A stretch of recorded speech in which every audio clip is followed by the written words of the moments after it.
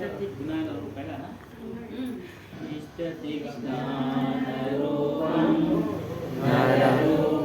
कबीरहो वासनाजालसर्वत्रं ज्ञानदृष्टिविनश्यति त्वं कबीरमहावन्दे ज्ञानीनामरितभवः जडहद्यासमहावन्दना बोधज्ञानविमुच्यते नमोऽस्तु ते कबीरस्य साधुवृन्दनमोऽस्तु ते गोस्वामी धर्मदासस्य वन्दनं च पुनः पुनः।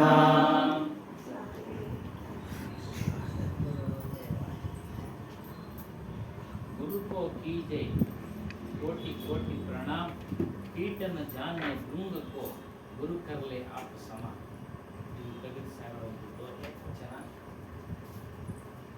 ಗುರುಗಳಿಗೆ ಕೋಟಿ ಕೋಟಿ ಪ್ರಣಾಮ ಮಾಡಬೇಕು. ಒಂದು ಉದಾಹರಣೆ ಕೊಡ್ತಾರೆ. ಒಂದು ದುಂಬಿ ಕೀಟವನ್ನು ಇಟ್ಕೊಂಡೋಗಿ ತನ್ನಂತೆ ಮಾಡಿಕೊಡುತ್ತೆ. ಕೀಟನ ಜಾನೆ ಗುರು ಕರ್ಲೆ आप समा. ಅದೇ ರೀತಿ ಗುರು ತಾನು ಹೇಗಿದಾನೋ ಅದೇ ರೀತಿ ಶಿಷ್ಯನನ್ನ ತಯಾರು ಮಾಡ್ತಿದ್ದಾನೆ. ತಾನು ಏನನ್ನ ಆತ್ಮತ್ವವನ್ನು ಅನುಭವಿಸ್ತಿದ್ದಾನೋ ಅದೇ ರೀತಿ ಶಿಷ್ಯನನ್ನ ಮಾಡಿಬಿಡ್ತಾನೆ. ಅದಕ್ಕೆ ಗುರು ಕರ್ಲೋ ಆಪಸ ಈ ರೀತಿಯಾಗಿ ಹೇಳಿದ್ದಾರೆ. ಅದೇ ರೀತಿಯಾಗಿ ಇವತ್ತು ನಮ್ಮ ಮುಂದೆ ಶ್ರೀ ಸಂತೋಷ್ ಸಾಹೇಬರು ಬಂದು ಒಂದು ನಮಗೆ ದರ್ಶನವನ್ನು ಕೊಟ್ಟಿದ್ದಾರೆ. ಅವರಿಗೆ ಒಂದು ಸ್ವಾಗತವನ್ನು ಬಯಸ್ತಾ ಎಲ್ಲರೂ ಸೇರಿ ಸ್ವಾಗತವನ್ನು ಬಯಸ್ತಾ ಸತ್ಸಂಗ ಕಾರ್ಯಕ್ರಮಕ್ಕೆ ಅಣಿಯಾಗೋಣ. ಇವತ್ತು ಸಂತೋಷ್ ಸಾಹೇಬರು ನಮ್ಮನ್ನು ಉದ್ದೇಶಿಸಿ ಸತ್ಸಂಗವನ್ನು ತಿಳಿಸ್ಕೊಡ್ಬೇಕಾಗಿ ಪ್ರಾರ್ಥನೆ. संतोष साहब के से प्रार्थना कर रहा हूँ, साहब जी आप जैसा हमको बनाइए आज। गुरु को कीजिए बंदगी कोटि कोटि प्रणाम, कीट न जाने भ्रूण ले आप समा। ऐसा वचन बोला है। आप जैसा हमें होना आज सदैव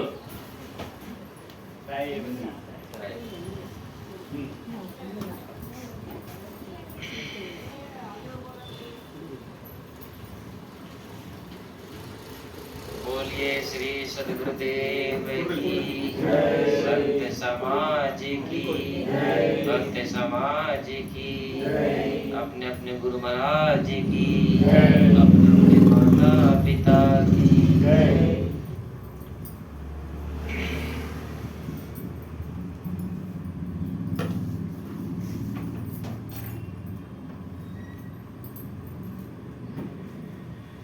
बड़ा सौभाग्य का दिन है। आज कबीर आश्रम में नागराजप्पा ने, लक्ष्मम्मा ने हर सोमवार के जैसे इस सोमवार को भी कार्यक्रम रखा, जिसमें हम और आप सभी लोग यहाँ पर एकत्रित हुए और संतों का दर्शन और उनके विचारों का हम और आप सभी लोग लाभ ले रहे हैं। संसार में विभिन्न महापुरुष हुए हैं और सभी महापुरुषों की अपनी अपनी विशेषता रही है। उस विशेषता के कारण से ही वे दुनिया में महान बने हैं। जिस प्रकार से भगवान बुद्ध में क्या विशेषता थी? करुणा। कहते हैं जब वो अपने सारथी के रथ में बैठ कर के जा रहे थे तो रास्ते में उन्हें एक मुर्दा मिला, एक बूढ़ा आदमी मिला। उसको देख करके उन्होंने सारथी से पूछा, क्या सारथी जी क्या है? बोले भगवान, बोले एक आदमी की मृत्यु हो चुकी है। क्या? बोले मुझे भी इसी प्रकार से मरना पड़ेगा? बोले भगवान, दुनिया में सबको मरना पड़ेगा। बूढ़ा आदमी को देख करके कहा कि जी, बोले क्या है इसका? बोले जवान था, कमर झुक चुकी है, बूढ़ा हो चुका है। बोले मुझे भी होगा? बोले हाँ, सबको होगा। करुणा से हमारे जीवन में दो काम होते हैं। जब हम अपने, जिनको हमने अपना माना है, उनको जब हम दुख और तकलीफ में देखते तो उनके प्रति हमारे अंदर ममता पैदा होती है, मोह पैदा होता है। और जब हम विवेक की दृष्टि से किसी दीन दुखियों को देखते हैं, परेशान व्यक्ति को देखते हैं, तो वहां से हमको वैराग्य भी पैदा होता है। इसलिए करुणा से एक ही साथ में दो काम होते हैं। इसलिए संसारी आदमी कितने दुखों को देखता है, कितने परेशान लोगों को देखता है, अपने वालों को, लेकिन कभी वैराग्य होता है? नहीं होता। क्यों? क्योंकि वहां पर मोह और ममता होती है, और वो मोह ममता के कारण से हमें सुख तो नहीं मिलता, बल्कि और हम दुख में बंधते चले जाते हैं। और जब विवेक की दृष्टि से किसी दीन दुखी को देखते हैं तो वहां पर हमको वैराग्य पैदा होता है। इसलिए भगवान बुद्ध में करुणा थी, महावीर में अहिंसा थी। पहले के लोग अशिक्षित थे, भ्रम कल्पनाओं से बंधा हुआ उनका जीवन था, इसलिए कुछ अपनी क्षुधा पूर्ति के लिए जीवों को मारते थे, खाते थे, कुछ देवी देवताओं के नाम से बलि चढ़ाते थे। इसलिए महावीर ने जब ऐसे लोगों की ऐसी परिस्थिति को जब देखा तो उन्होंने अपने जीवन में अहिंसा धर्म का पालन किया और अहिंसा धर्म को चलाया। इसलिए भगवान महावीर के अंदर में अहिंसा थी। गुरु नानक जी के अंदर में प्रभु भक्ति थी। जो नानक जी दुकानदार थे, व्यापारी थे, लेकिन प्रभु का भजन करते थे, प्रभु का भक्ति करते थे। और जीसस के अंदर में दया थी। और आदिनाथ शंकराचार्य जी के अंदर में विद्वता थी।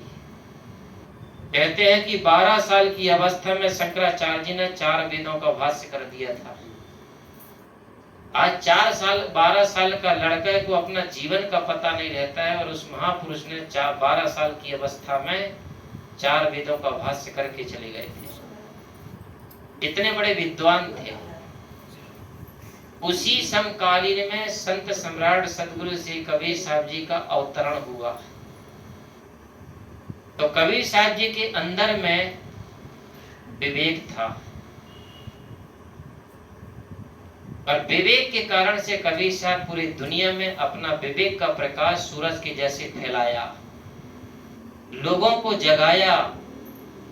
जो गाफिलता की नींद में सोए हुए थे उन्हें झकझोरा, जो अंधविश्वास में चल रहे थे उन्हों से उधर से मोड़ा। ये किसके दम पर? विवेक के दम पर। तो इस प्रकार से विभिन्न महापुरुष इस संसार में हुए और संसार में आए, और उन्हीं की विशेषता के कारण से हर महापुरुष अपने अपने प्रतिभा को लेकर के इस संसार में अपना प्रचार और प्रसार किया था। तो कबीर साहब ने अपना विवेक का जब ज्ञान का प्रकाश फैलाया, तो दुनिया में आदमी का नाम 2 तरह से होता है, एक कृत्य से और एक कृति से। कृति उसे कहते हैं जो अपने जीवन को पाकर के कुछ लेख लिख करके जाते हैं, कुछ ग्रंथ बना करके जाते हैं, कुछ समाज को दे करके जाते हैं, उसको कहते हैं कृति। तो कृति से भी इंसान का दुनिया में नाम होता है, और दूसरा अपने कृत्य से। कुछ अपना जीवन ऐसा जी करके जाते हैं, कुछ जीवन को ऐसा बना करके जाते हैं, उनका जीवन ही एक समाज के लिए एक आदर्श बन जाता है, एक मिसाल बन जाता है। और उसी आदर्श को, उसी मिसाल को याद करके हम उनको वंदना करते हैं। तो दुनिया में आदमी के 2 तरह से नाम होते, कृति और कृत्य से। बोलिए श्री सत्यनाम वाली कबीर साहेब की जय। ಶ್ರೀ ಸಂತೋಷ್ ಸಾಹೇಬರು ಪ್ರಾರಂಭದಲ್ಲಿ ಇವತ್ತು ದಿನ ಬಹಳ ಸೌಭಾಗ್ಯದ ದಿವಸ ನಾಗರಾಜು ಮತ್ತು ವರಲಕ್ಷ್ಮಮ್ಮ ಅವರೆಲ್ಲರೂ ಸತ್ಸಂಗವನ್ನು ಆಯೋಜನೆ ಮಾಡಿದ್ದಾರೆ. ಪ್ರತಿ ಸೋಮವಾರ ನಡೀತಾ ಇದೆ. ಇವತ್ತಿನ ವಿಶೇಷ ಸಂತರ ದರ್ಶನ ಲಾಭ ನಾವು ಮಾಡಿಕೊಳ್ತಾ ಇದ್ದೀವಿ. ಜಗತ್ತಿನಲ್ಲಿ ವಿಭಿನ್ನ ಮಹಾಪುರುಷರು ಇದ್ದಾರೆ. ಎಲ್ಲರೂ ಒಂದಲ್ಲ ಒಂದು ವಿಶೇಷತೆ ಎಲ್ಲಿ ಮಹಾನ್ ಹೊಂದಿದರು. ಬುದ್ಧ ಕರುಣೆ ಅವನಲ್ಲಿ ಉತ್ಪತ್ತಿಯಾಯಿತು. ಯಾವ ರೀತಿ ಅಂದರೆ ಅವನು ಒಂದು ಸಾರಿ ವಿಹಾರಕ್ಕೆ ಹೋದಾಗ ರೋಗಿ, ವೃದ್ಧ, ಶವ ಮೂರನ್ನು ನೋಡಿ ಅವನಿಗೆ ಆಶ್ಚರ್ಯ ಆಗುತ್ತೆ. ಸಾರಥಿನ ಕೇಳ್ತಾನೆ. ಅವನು ಸಾರಥಿ ಹೇಳ್ತಾನೆ, ದೇವರ ಸೃಷ್ಟಿ ಇದೇನಪ್ಪ, ಹುಟ್ಟಿದವನು ಒಂದಲ್ಲ ಒಂದು ದಿನ ಸಾಯಲೇಬೇಕು, ನನಗೂ ಹೀಗೇನಾ? ಹೌದು. ಅದೇ ರೀತಿ ರೋಗಿ, ಅದೇ ರೀತಿ ವೃದ್ಧನನ್ನು ಹೇಳಿದಾಗ, ನೀನು ಇವಾಗ ಜವಾನ ಆಗಿದ್ಯಾ, ಮುಂದಕ್ಕೆ ನೀನು ವೃದ್ಧನಾಗ್ತೀಯಾ. ಆಗ ಅವನಿಗೆ ಕರುಣೆ ಹುಟ್ಟುಬಿಟ್ಟು ಅವನು ನಂತರ ಆ ಒಂದು ಕರುಣೆ ವಿವೇಕ ದೃಷ್ಟಿಯಿಂದ ನೋಡಿದಾಗ ವೈರಾಗ್ಯ ಉತ್ಪನ್ನ ಆಗುತ್ತೆ. ಅದೇ ಕರುಣೆ ಮಮತೆ ಮೋಹದಿಂದ ಹುಟ್ಟಿದ್ರೆ ಬಂಧನಕ್ಕೆ ಒಳಪಡ್ತಾನೆ. ಅದನ್ನ ನಾವು ವೈರಾಗ್ಯ ವಿವೇಕದ ದೃಷ್ಟಿ, ಈ ರೀತಿ ಕಷ್ಟಪಡ್ತಾ ಇದ್ದಾನಲ್ಲ ಅಂತೇಳಿ ನಾವು ಯೋಚನೆ ಮಾಡಿದಾಗ ವೈರಾಗ್ಯ ಉತ್ಪನ್ನ ಆಗುತ್ತೆ. ಇದು ಬಿಡುಗಡೆ ಹೇಗೆ ಅನ್ನೋದು ಉತ್ಪನ್ನ ಆಗುತ್ತೆ. ನಂತರ ಮಹಾವೀರ ಅಹಿಂಸೆ. ಅವಾಗೆಲ್ಲ ಶಿಕ್ಷಿತರಿರಲಿಲ್ಲ. ಅಶಿಕ್ಷಿತರು ತಮ್ಮ ಒಂದು ಜೀವನೋಪಾಯಕ್ಕೆ ಹಿಂಸೆ ಮಾಡ್ತಾ ಇದ್ರು. ಕಲ್ಪನೆಗಳ ದೇವಿ ದೇವತಾದಿಗಳಲ್ಲಿ ನಂಬಿಕೆ ಇಟ್ಟು ಅವುಗಳಿಗೆ ಬಲಿಯನ್ನು ಕೊಟ್ಟು ಅದರ ಊಟವನ್ನು ಮಾಡ್ತಾ ಇದ್ರು. ಅವನ ಅಹಿಂಸೆಯನ್ನು ಬೋಧಿಸ್ತಾ ಗುರುನಾನಕ್ ಅವರು ಪ್ರಭು ಭಜನೆ ಮಾಡ್ತಾ ಇದ್ರು. ಅವರು ವೃತ್ತಿಯಲ್ಲಿ ವ್ಯಾಪಾರಿ, ಅವರು ದಯಾಮಯರಾಗಿದ್ದರು. ಇನ್ನು ಶಂಕರಾಚಾರ್ಯರು ಅವರು ವಿದ್ವತ್ನಲ್ಲಿ ಪ್ರಸಿದ್ಧಿಯಾಗಿದ್ದರು. 12 ವರ್ಷ ಬಾಲಕನಾಗಿದ್ದಾಗಲೇ ಅವರು ಸಾಕಷ್ಟು ಗ್ರಂಥಗಳನ್ನು ಬರೆದರು, ಸಾಕಷ್ಟು ವಿಚಾರಗಳನ್ನು ಜನಗಳಿಗೆ ತಿಳಿಸಿದ್ರು ಅಂತ. ನಂತರ ಸಂತೂರು ಕಬೀರ್ ಸಾಹೇಬರು ಯಾವುದರಲ್ಲಿ ಮಹಾನ್ ಅಂದರೆ ಅವರಲ್ಲಿ ವಿವೇಕ ಇತ್ತು. ಆ ವಿವೇಕದಿಂದ ಅವರು ಪ್ರಪಂಚದಲ್ಲಿ ಸೂರ್ಯನಂತೆ ಪ್ರಕಾಶ ಒಳಪಟ್ಟರು. ಏನು, ಬೇರೆಯವ್ರನ್ನ ಎಚ್ಚರಪಡಿಸಿದ್ರು. ನೀವು ವಿದ್ಯೆ ಮಾಡ್ತಾ ಇದ್ದೀರಾ, ಮತ್ತೆ ಹುಡ್ತೀರಾ, ಸಾಯ್ತೀರಾ, ಹಾಗೆ ಎಚ್ಚರಗೊಳ್ಳಿ. ಮತ್ತು ಅಂಧವಿಶ್ವಾಸದಿಂದ ಜನರನ್ನ ತಿರುಗಿಸಿದ್ರು. ನಿಜವಾದ ಯಥಾರ್ಥವಾದ ಜ್ಞಾನಕ್ಕೆ ಅವರು ಮೂಡಂದ್ರೆ ತಿರುಗಿಸೋದು. ಆ ರೀತಿ ಎಚ್ಚರಿಕೆಯನ್ನು ಕೊಟ್ಟು ಅವರು ಸೂರ್ಯನಂತೆ ಪ್ರಕಾಶವುಳ್ಳವರಾದರು. ಈ ರೀತಿ ಪ್ರತಿಯೊಬ್ಬ ಮಹಾನ್ ಪುರುಷರು ತಮ್ಮ ತಮ್ಮ ಪ್ರತಿಭೆಯನ್ನ ಜಗತ್ತಿಗೆ ತೋರಿಸಿದ್ರು, ಪ್ರಚಾರ ಮಾಡಿದ್ರು. ಜಗತ್ತಿನಲ್ಲಿ 2 ರೀತಿ ಮನುಷ್ಯ ಹೆಸರು ಮಾಡಬೇಕಾದ್ರೆ, ಕೃತ್ಯದಿಂದ, ಕೃತಿಯಿಂದ. ಕೃತಿ ಅಂದ್ರೆ ಬರೆಯೋದು, ಒಂದು ಪುಸ್ತಕ ಬರೆದು ಅದನ್ನ ಸಮಾಜಕ್ಕೆ ತೋರಿಸೋದು, ಸಮಾಜದಲ್ಲಿ ಪ್ರದರ್ಶನ ಮಾಡೋದು, ಅವನಿಗೆ ಹೆಸರು ಬರುತ್ತೆ. ಇನ್ನು ಕೃತ್ಯ, ಒಳ್ಳೆ ಆದರ್ಶ ಜೀವನ ನಡೆದ್ರೆ ಆತನನ್ನು ಸಹ ಸಮಾಜ ಗುರುತಿಸುತ್ತೆ ಮತ್ತು ಮುಂದಿನ ದಿನಗಳಲ್ಲಿ ಅವನ ನಂತರ ಇರುವಾಗಲೂ ಮತ್ತು ತದನಂತರ ಆತನನ್ನ ವಂದಿಸುತ್ತೆ ಪ್ರಪಂಚ. तो इस प्रकार से सदगुरु श्री कबीर साहब जी ने जब संसार के जीवों को दुखी देखा, परेशान देखा, अशांत देखा,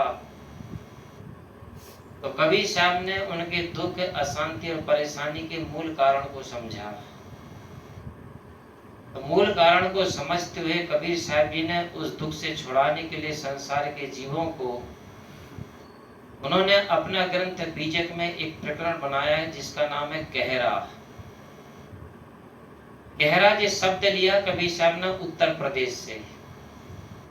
उत्तर प्रदेश में एक गीत होता है जिसका नाम कहते हैं कहर। उधर के लोग ढोल मंजीरा बजाते हैं, गाते हैं, खुशियां मनाते हैं। उसी को कहर को कबीर साहब जी ने उस शब्द को पकड़ा, वहीं से कहरा। लेकिन यहाँ नाचना कूदना गाना बजाने का अर्थ नहीं है। यहाँ कबीर साहब जी का कहरा का मतलब होता दुख, अशांति, परेशानी। इस दुख से छूटने के लिए सदगुरु श्री कबीर साहब ने कहरा शब्द को बनाया है। और कहरा में क्या कहते हैं कबीर साहब जी कि जिस प्रकार से मेरा जीवन सुखमय और शांतिमय है, इसी प्रकार से संसार के जीवों का भी जीवन सुखमय और शांतिमय कैसे बने। इसके लिए सदगुरु श्री कबीर साहब जी ने रास्ता बताया है, मार्ग बताया है। कबीर साहब जी कहते हैं कि मत सुनु मानिक, मत सुनु मानिक, हृदय बंद निवारहु हो। कबीर साहब जी कहते हैं कि मत सुनु मानिक। मानिक का मतलब क्या होता है? कबीर साहब जी कहते जो तुम्हारा मन है, इस मन की बात को मत सुनो। जो मन तुम्हें नाना प्रकार के भ्रम कल्पना में ले जाता है, अंधविश्वासों में ले जाता है, नदी नालों में ले जाता है, पहाड़ पत्थरों में ले जाता है, विषय वासनाओं में ले जाता है, भोग शक्तियों में ले जाता है, नाना प्रकार के राग रंग में ले जाता है। कबीर साहब जी कहते हैं कि तुम अपनी मन की बात को मत सुनो, क्योंकि हमारे जीवन में संसार के आदमी को कितना ही दुख मिले, कितना ही परेशानी आए, कितना ही हमारा मन हमें परेशान करे, अशांत करे, लेकिन फिर भी हम किसकी सुनते हैं? अपने मन की ही सुनते हैं। तो कबीर साहब जी कह रहे हैं कि तुम अपने मन की मत सुनो, अपने मन की मत मानो और अपने मन के अनुसार मत करो। ये कबीर साहब जी का वचन है। लेकिन सारा संसार किसकी सुन रहा? अपने मन की सुन रहा, मन की कर रहा और मन की ही मान रहा है। इसलिए सारा संसार परेशान, दुखी और अशांत है। खाने से परेशान नहीं है, पहनने ओढ़ने से परेशान नहीं है, घर मकान से परेशान नहीं है, रुपया पैसे से परेशान नहीं आदमी, साधन सुविधाओं से परेशान नहीं है आदमी। आदमी अगर पूरी मानव समाज अगर परेशान और दुखी है तो किससे है? अपने मन से परेशान और अशांत और दुखी है। और कबीर साहब जी क्या कह रहे हैं कि जिससे तुम दुखी हो उसकी तुम मत सुनो। हैं? अगर तुम सुखी होना चाहते हो तो ठीक है ना, लेकिन हम क्या करते हैं? अपने मन की सुनते हैं। तो कबीर साहब जी कहते हैं मत सुनो मानिक, मत सुनो मानिक, हृदय बंद निवारो। हृदय बंद का मतलब होता है कि हमारे हृदय में जो गलत भाव है, गलत विचार है, उसको निवेरा करो, उसका छुटकारा करो, उसको अपने जीवन से अलग करो। ಮತ್ತೆ ಮುಂದುವರೆದರೆ ಕಬೀರ್ ಸಾಹೇಬರು ಜಗತ್ತಿನಲ್ಲಿ ದುಃಖ ಪಡ್ತಾ ಇರೋದು, ಅಶಾಂತಿಯಿಂದ ಇರೋದು ನೋಡಿ ಇದರ ಕಾರಣ ಏನು ಅಂತೇಳಿ ಅವರು ಈ ದುಃಖದಿಂದ ಬಿಡುಗಡೆ ಮಾಡೋ ಸಲುವಾಗಿ ಬೀಜಕ್ಕೆಂಬ ಗ್ರಂಥದಲ್ಲಿ ಕೆಹರಾ ಒಂದು ಶಬ್ದ ಉತ್ತರ ಪ್ರದೇಶದಲ್ಲಿ ಈ ಕಾಮನ ಹೋಳಿ ಹಬ್ಬದಲ್ಲಿ ಕುಣಿತಾ ಇರ್ತಾರೆ, ಅದಕ್ಕೆ ಕೆಹರಾ ಅಂತ ಕರೀತಾರೆ. ಇವಾಗ ನಾವು ನೃತ್ಯ ಅಂತ ಏನು ಕರಿತೀವೋ ಹೆಸರಿಗೆ, ಡ್ಯಾನ್ಸ್ ಆಡೋದಕ್ಕೆ ನೃತ್ಯ, ಅದಕ್ಕೆ ಅಲ್ಲಿ ಡೋಲು ಎಲ್ಲ ಹೊಡ್ಕೊಂಡು ಬಣ್ಣಗಳು ಹಾಕೊಂಡು ಕುಣಿತಾ ಇರ್ತಾರೆ, ಅದಕ್ಕೆ ಕೆಹರಾ ಅಂತ ಶಬ್ದ. ಅದನ್ನು ಉಪಯೋಗಿಸ್ತಾ ಇದ್ದಾರೆ. ಅದನ್ನು ಉಪಯೋಗಿಸಿ ಅದರ ಅಡಿಯಲ್ಲಿ ನಮಗೆ ತಿಳಿಸ್ತಾ ಇದ್ದಾರೆ ದುಃಖದಿಂದ, ಅಶಾಂತಿಯಿಂದ ಬಿಡುಗಡೆ ಆಗೋದಿಕ್ಕೆ. ಅದೇನು ಒಂದು ವಚನ ಇರೋದು, ಮತ್ತು ಸುನೋ ಮಾಣಿ ಅಂದ್ರೆ ಮಾಣಿಕ್ ಅಂದ್ರೆ ಮನಸ್ಸು. ಮನಸ್ಸಿನ ಮಾತನ್ನು ಕೇಳಬೇಡ. ಈ ಪ್ರಪಂಚ ಎಲ್ಲ ಮನಸ್ಸಿನ ಮಾತನ್ನೇ ಕೇಳಿ ಭ್ರಮೆಯಲ್ಲಿ ಬಿದ್ದಿದ್ದಾರೆ, ಅಂಧವಿಶ್ವಾಸದಲ್ಲಿ ಬಿದ್ದಿದ್ದಾರೆ, ಭೋಗಾಸಕ್ತಿಗಳಲ್ಲಿ ಬಿದ್ದಿದ್ದಾರೆ ಇದ್ದಾರೆ ಇತ್ಯಾದಿ. ಮತ್ತು ಈ ಅಂಧವಿಶ್ವಾಸ ಅಂದ್ರೆ ಜಡಾಧ್ಯಾಸಗಳಲ್ಲಿ ಹಿಂದೆ ಬಿದ್ದಿದ್ದಾರೆ. ಅದು ಏನ್ ಕಾರಣ ಅಂದ್ರೆ ಮನಸ್ಸಿನ ಮಾತು. ಆ ಮನಸ್ಸು ನಮಗೆ ಮನಸ್ಸಿಗೆ ಪ್ರಚೋದನೆ ಕೊಟ್ಟವ್ರು ಯಾರು? ನಮ್ಮ ಹಿಂದಿನವರು. ವಿಚಾರ ಮಾಡದೆ ಅದನ್ನೇ ಅಂಧವಿಶ್ವಾಸ, ವಿಚಾರ ಮಾಡದೆ ಅವರು ಅದರಿಂದ ಬಿದ್ದಿದ್ದಾರೆ. ಹೀಗಾಗಿ ಅವರೆಲ್ಲರೂ ದುಃಖದಿಂದ ನರಳ್ತಾ ಇದ್ದಾರೆ, ಅಶಾಂತಿಯಿಂದ ನರಳ್ತಾ ಇದ್ದಾರೆ. ಮನಸ್ಸು ಮಾತನ್ನು ಕೇಳಬೇಡ. ಈ ಜಗತ್ತು ಮನಸ್ಸು ಮಾತನ್ನೇ ಕೇಳಿ ಕೆಟ್ಟೋಗಿರೋದು. ಮನಸ್ಸು ಮಾತನ್ನು ಏನು ಯಾವ್ದ್ರಿಂದ ಪರಿಶಾನ, ದುಃಖ ಯಾವ್ದ್ರಿಂದ ಅಂದ್ರೆ ತಿನ್ನೋದ್ರಲ್ಲಿಲ್ಲ, ಉಣ್ಣೋದ್ರಲ್ಲಿಲ್ಲ, ಸಾಧನ ಸುವಿಧಾ ಅಂದ್ರೆ ಸಾಧನೆಗಳು ಇರ್ತಾವಲ್ಲ, ನಮ್ಮ ಜೀವನಕ್ಕೆ ಏನೇನ್ ಬೇಕು ಅದರಿಂದ ಏನಿಲ್ಲ. ಮನಸ್ಸಿನ ಮಾತನ್ನ ಕೇಳ್ತಾ ಇದ್ದಾರೆ, ಅದ್ರ ಹಿಂದೆ ಹೋಗ್ತಾ ಇದ್ದಾರೆ, ಇದರಿಂದ ದುಃಖ ಆಗಿದೆ. ಮತ್ತೆ ಏನು ಹೃದಯದಲ್ಲಿ ಗಲತ್ ಅಂದ್ರೆ ತಪ್ಪು ಭಾವನೆಗಳನ್ನ ಹೊಂದಿದ್ದಾರೆ. ಆ ವಸ್ತುಗಳನ್ನ ಗಳಿಸೋದಿಕ್ಕೆ ಅವ್ಯವಹಾರಗಳನ್ನ ಮಾಡ್ತಾ ಇದ್ದಾರೆ, ತಪ್ಪುಗಳನ್ನ ಮಾಡ್ತಾ ಇದ್ದಾರೆ, ಅದರಿಂದ ದುಃಖ ಪಡ್ತಾ ಇದ್ದಾನೆ ಮನುಷ್ಯ. तो इस प्रकार से कबीर साहब जी कहते हैं कि अपनी मन की मत सुनो, अपने विवेक की करो। क्योंकि हमारे जीवन में जब तक विवेक नहीं होगा तब तक हम अपने मन को ठीक नहीं बनाएंगे।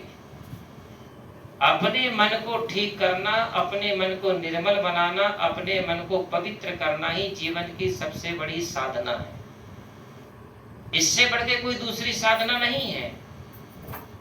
जैसे उदाहरण के लिए मैं आपको बताऊं, जैसे कोई व्यक्ति अपना मकान बनाने के लिए प्लाट खरीदता है, और जितना बड़ा हम प्लाट खरीदते हैं उतना बड़ा उस प्लाट में मकान नहीं बनाते, थोड़ा थोड़ा चारों तरफ हम गैलरी छोड़ते हैं, क्लाइमेट के लिए, वातावरण के लिए। तो जितना बड़ा हमने प्लाट खरीदा उतना बड़ा उसमें मकान नहीं बनाया, और जितना बड़ा मकान बनाते हैं उस मकान में उतना बड़ा दरवाजा नहीं लगाते। प्लाट से छोटा मकान है, मकान से छोटा दरवाजा है, और जितना बड़ा हम दरवाजा लगाते हैं उतना बड़ा उस दरवाजे हम ताला नहीं लगाते, और जितना बड़ा हम ताला लगाते हैं उतना बड़ा उसमें चाबी नहीं लगाते। चाबी सबसे छोटी होती है।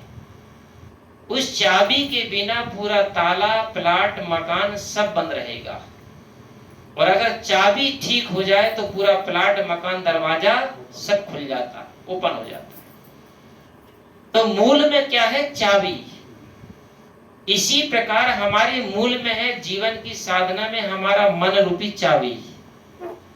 जब तक हमारी मन रूपी चाबी ठीक नहीं होगी तब तक हमारा जीवन रूपी प्लाट, मकान नहीं खुलेगा, बंद की बंद ही पड़ा रहेगा।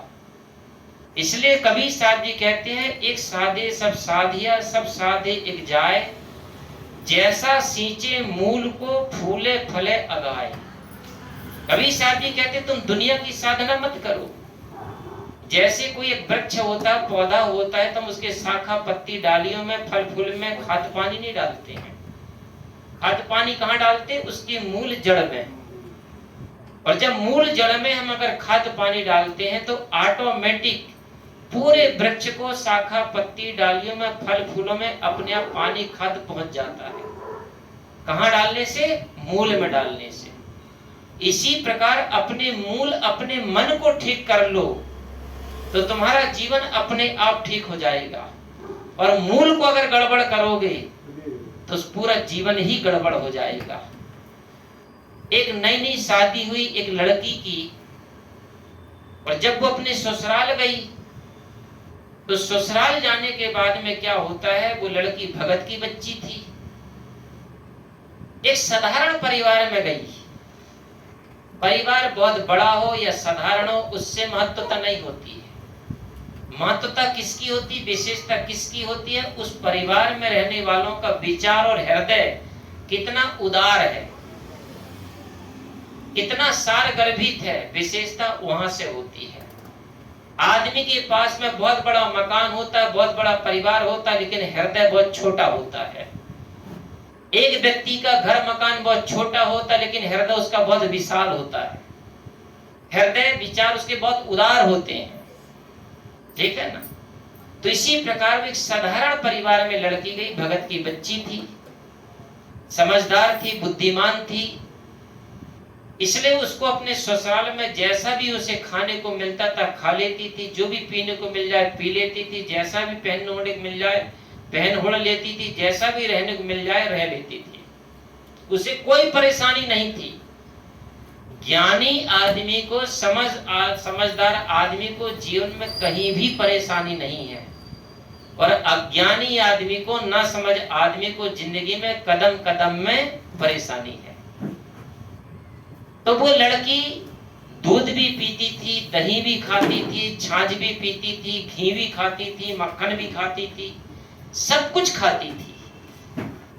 तो पहले पहले जब वो लड़की ससुराल गई तो उसके सास ससुर ने कुछ नहीं कहा, 2-4 महीने तो खाने दिया। लेकिन धीरे धीरे क्या होता है, उसकी सास के आंखों में वो बात चुभने लगी कि मेरे घर में ऐसी बहू आई है बिल्ली के जैसी, सब में हाथ फेरती है, किसी चीज को भी नहीं छोड़ती है, दूध को भी पी लेती है, दही को भी खा लेती है, छाछ को भी पी लेती है, मक्खन घी को भी खा लेती है, हर चीज को खा जाती, चाट डालती है बिल्ली के जैसे। तो उस सास ने सोचा कि मैं अपने डायरेक्ट बहू को कहूंगी तो नाराज होगी। उस सास ने क्या किया, अपने मोहल्ला पड़ोस की सासों को बताया और कहा कि जरा मेरे घर में आकर के मेरी बहू को समझाओ। वो ऐसी बिल्ली की जैसे जो हर चीज खाती है, दूध, दही, छाछ, मक्खन, मलाई, घी, सब कुछ खाती है। इसलिए मेरी बहू को समझा दो कि इतने चीज ना खाए, कोई भी एक चीज खाए जो उसे खाना है, बाकी चीज के लिए हम नहीं रोकेंगे। तो मोहल्ला पड़ोस की सासू माँ आई, उस बहू के कमरे में गई और बहू के कमरे में बैठ करके कहती है, बोले बेटा तेरी सासू माँ ने कुछ हमें तेरे प्रति शिकायत किया है। तो वो बहू कहती है कि बोले माता जी आप कहें, वो कौन सी बात है? अगर मेरी सासू माँ ने मेरे बारे में कुछ कहा है तो ठीक ही कहा होगा, क्योंकि वो मेरे लिए माँ के समान है, उसमें बुरा मानने वाली बात कुछ भी नहीं है, आप बताएं। बोले बेटा तू दूध, दही, मक्खन, घी, छाछ सब कुछ खाती है, तो तेरी सासू माँ ने कहा है कि इतने चीज न खा करके कोई भी एक चीज खाना, बाकी चीज को नहीं खाना। बाकी कोई चीज के लिए रोक नहीं है, एक चीज के लिए छूट है। तो बहू कहती है कि बोले सासू माँ आप जाएं, आज के बाद तो मैं जीवन में कभी दोबारा शिकवा शिकायत करने का मौका नहीं मिलेगा। मोहल्ले पड़ोस की बहू चली गई।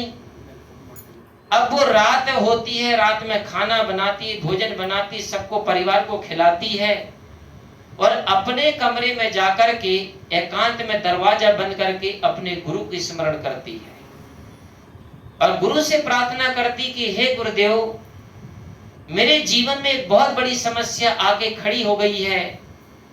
मैं 4-5 चीज खाती थी और मेरी सासू माँ ने एक चीज खाने के लिए छूट दिया है।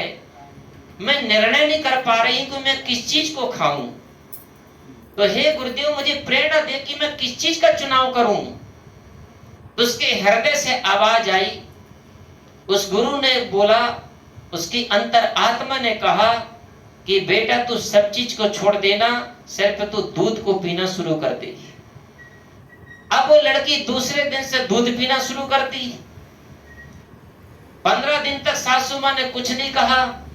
15 दिन के बाद फिर सासू माँ को परेशानी होने लगी, क्योंकि जब वो दूध ही पी जाती थी तो दही कहां से बने, छाछ कहां से बने, मक्खन कहां से बने, घी कहां से बने।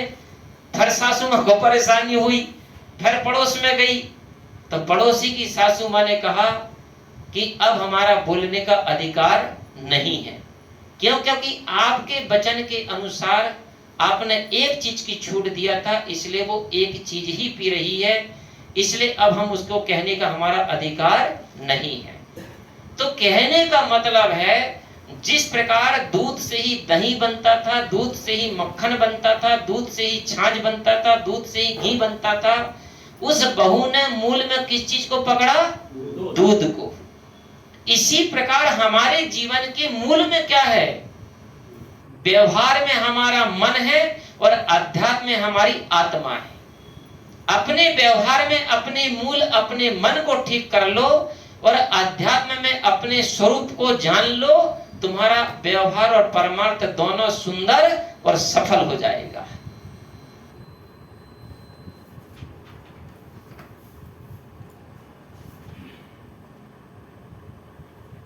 ಮುಂದುವರೆದು ಹೇಳಿದ್ರು, ವಿವೇಕವನ್ನ ನಾವು ತಿಳ್ಕೊಬೇಕು, ವಿವೇಕದಿಂದ ಕೆಲಸ ಕಾರ್ಯಗಳನ್ನ ಮಾಡಬೇಕು.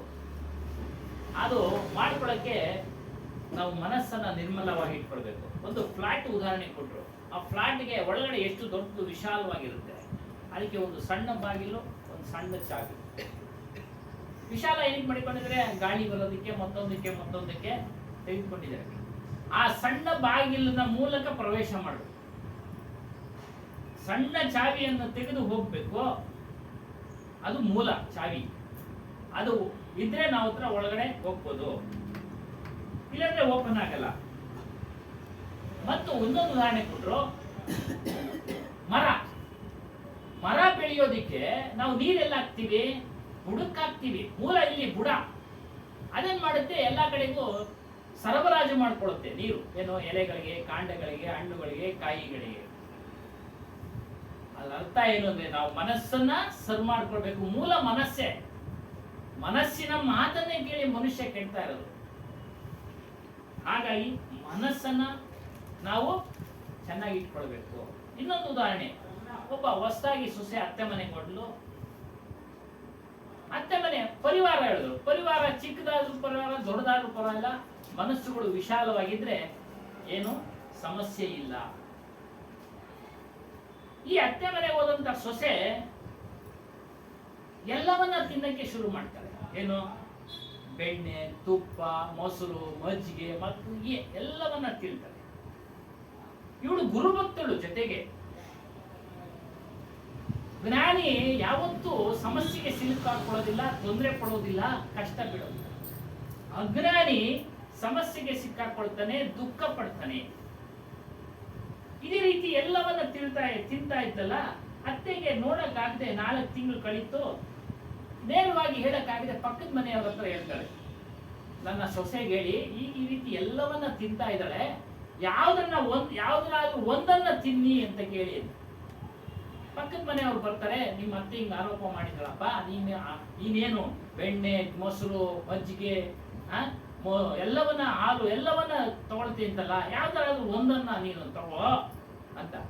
ಅದಕ್ಕೆ ಅವಳು, ಆಯ್ತು ನಮ್ಮ ಅತ್ತೆ ಹೇಳಿರೋದು ಸರಿಯಾಗಿದೆ, ನಮ್ಮ ಅತ್ತೆ ನನ್ನ ಮಾತು ಕೇಳಬೇಕು ಅಂತೇಳಿ ಅವಳಿಗೆ ಹೇಳ್ತಾಳೆ. 2ನೇ ಬಾರಿ ಈ ರೀತಿ ನಾವು ಆರೋಪ ಬರೋಕ್ಕೆ ಬಿಡೋದಿಲ್ಲ, ನೀವು ಹೋಗ್ಬೋದು ಅಂತ ಪಕ್ಕದ ಮನೆಯವ್ರು ಕಳಿಸ್ತಾಳೆ. ಅವತ್ತೆಲ್ಲ ಬೋಧ ಅಡಿಗೆ ಮಾಡಿದ್ಲು, ಎಲ್ಲಾರ್ಗೂ ಬಡಿಸಿದ್ಲು. ರಾತ್ರಿ ಆಯ್ತು. ಅವಳು ಗುರು ಭಕ್ತಳಲ್ವಾ, ಏಕಾಂತದಲ್ಲಿ ಕುಳಿತುಕೊಂಡು ಗುರು ಪ್ರಾರ್ಥನೆ ಮಾಡ್ತಾ ಸಮಸ್ಯೆಯನ್ನ ತನ್ನ ಒಳಗೇನೆ ಗುರುವನ್ನ ಕೇಳ್ಕೊಳ್ತಾಳೆ. ಗುರುವೇ, ಈ ಸಮಸ್ಯೆಗೆ ಬಗೆಹರಿಸು ಅಂತ. ಗುರು ಅಲ್ಲಿ ಮುಂದೆ ಇಲ್ಲ, ಆದ್ರೆ ಅರಿವೇ ಗುರು ಅಂತ ಹೇಳಿರ್ತಾರಲ್ಲ ಜ್ಞಾನಿಗೆ. ಅಲ್ಲಿ ಅಂತರಾತ್ಮದಲ್ಲಿ ಅವಳಿಗೆ ಒಂದು ಯೋಚನೆ ಬಂತು. ಏನು, ಮೂಲ ಯಾವುದು? ಹಾಲು. ಹಾಲನ್ನು ಕುಡ್ಕೊಂಡು ದಿನ ಕಳಿಯೋಣ, ಒಂದನ್ನು ಉಪಯೋಗಿಸು ಅಂತ ಹೇಳಿದಳ್ತ ಅತ್ತೆ ಅಂತ ಹೇಳಿ ಹಾಲನ್ನ ಕುಡಿಯಕ್ಕೆ ಶುರು ಮಾಡಿದ್ಲು. ಇದು ನೋಡಿದ್ಲು. 15 ದಿನ ಆದ್ಮೇಲೆ ಅತ್ತೆಗೆ ಗಡಬಡ ಆಯ್ತು. ಹಾಲು ಮೂಲ, ಅದರಿಂದ ಮೊಸರು, ಅದರಿಂದ ಬೆಣ್ಣೆ, ಅದರಿಂದ ಮಜ್ಜಿಗೆ. 2ನೇ ಸರಿ ಹೋಗಿ ಪಕ್ಕದ ಮನೆಗೆ ಹೇಳ್ತಾಳೆ, ನೋಡಿ ಹಿಂಗ ಆಗ್ತಾ ಇದೆ ಅಂತ. ಇಲ್ಲ, ನಾವ್ ಹೇಳಕ್ಕಲ್ಲ, ಅವಳು ಹೇಳ್ಬಿಟ್ಟಿದ್ದಾಳೆ, ನಮ್ಗೆ ಅಧಿಕಾರ ಇಲ್ಲ ಅಂತ.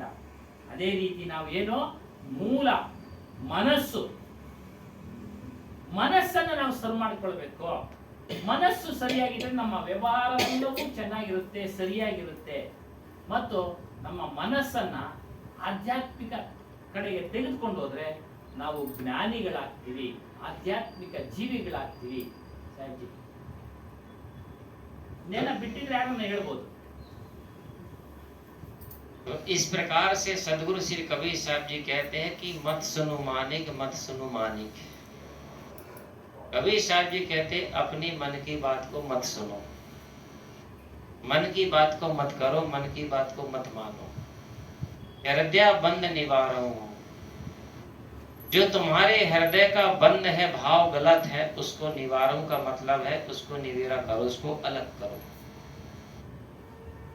क्योंकि हमारे जीवन में किसी भी क्षेत्र में हमारा व्यवहार कब गड़बड़ होता है, परमार्थ क्यों नहीं कर पाते हैं, इसका मूल कारण क्या है? हमारा अंतःकरण में हमारा भाव ठीक नहीं है। हमारे मानव जीवन में 3 ऐसी चीजें हैं जो किसी के पास नहीं है। सबसे पहला हृदय है, हमारा भाव का केंद्र है। दूसरा है मस्तिष्क, हमारा विचारों का केंद्र है।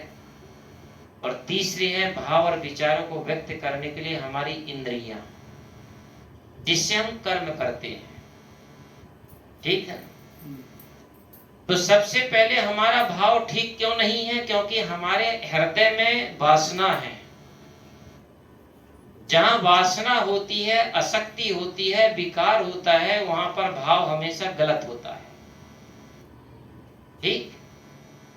वासना से क्या बनता है? संस्कार। जैसी वासना होगी वैसे भाव होगा, भाव से संस्कार बनेंगे। संस्कार कितने प्रकार के होते हैं? 3 प्रकार के, उत्तम, मध्यम और कनिष्ठ। ये संस्कार होते हैं। वासना से संस्कार, संस्कार से फिर गुण बनता है। तो गुण कितने प्रकार के? 3 प्रकार के गुण बनते हैं, सतोगुण, रजोगुण और तमोगुण। बात को समझना ठीक से। पहला वासना, वासना से संस्कार, संस्कार से गुण, गुण से स्वभाव बनेगा। स्वभाव कितने प्रकार के बनेंगे? 3 प्रकार के। शांत स्वभाव, चंचल स्वभाव और उग्र स्वभाव। ठीक है, मैंने क्या बताया पहले? संस्कार, उत्तम, मध्यम, कनिष्ठ। फिर क्या बताया? गुण। ठीक है ना। शांत स्वभाव का गुण क्या होगा? सतोगुण। ठीक है। उत्तम संस्कार के, मध्यम संस्कार के गुण क्या होगा? रजोगुण। और कनिष्ठ का होगा तमोगुण। अब स्वभाव क्या होगा? सतोगुणी व्यक्ति का स्वभाव होगा शांत, रजोगुण व्यक्ति का स्वभाव होगा चंचल और तमोगुणी व्यक्ति का स्वभाव होगा उग्र। उग्र का मतलब होता है थोड़ी थोड़ी सी बातों में क्रोध करना, गुस्सा करना, लड़ाई झगड़ा करना, ये उसका उग्रता होती है। तो ये उग्र स्वभाव होगा। अब उग्र स्वभाव से फिर क्या होगा? कर्म होगा। ठीक है। अब इनके कर्म भी अलग अलग होंगे। जो सतोगुणी व्यक्ति है, शांत स्वभाव का व्यक्ति है, उसका कर्म क्या होगा? कर्तव्य कर्म। कर्तव्य कर्म व्यक्ति का क्या होता है? दान, पुण्य, धर्म, परोपकार, उपकार, ये व्यक्ति का कर्म होता है। रजोगुणी व्यक्ति का कर्म क्या होता है? काम में कर्म, खाना पीना, राग रंग करना, ये रजोगुणी व्यक्ति का कर्म होता है।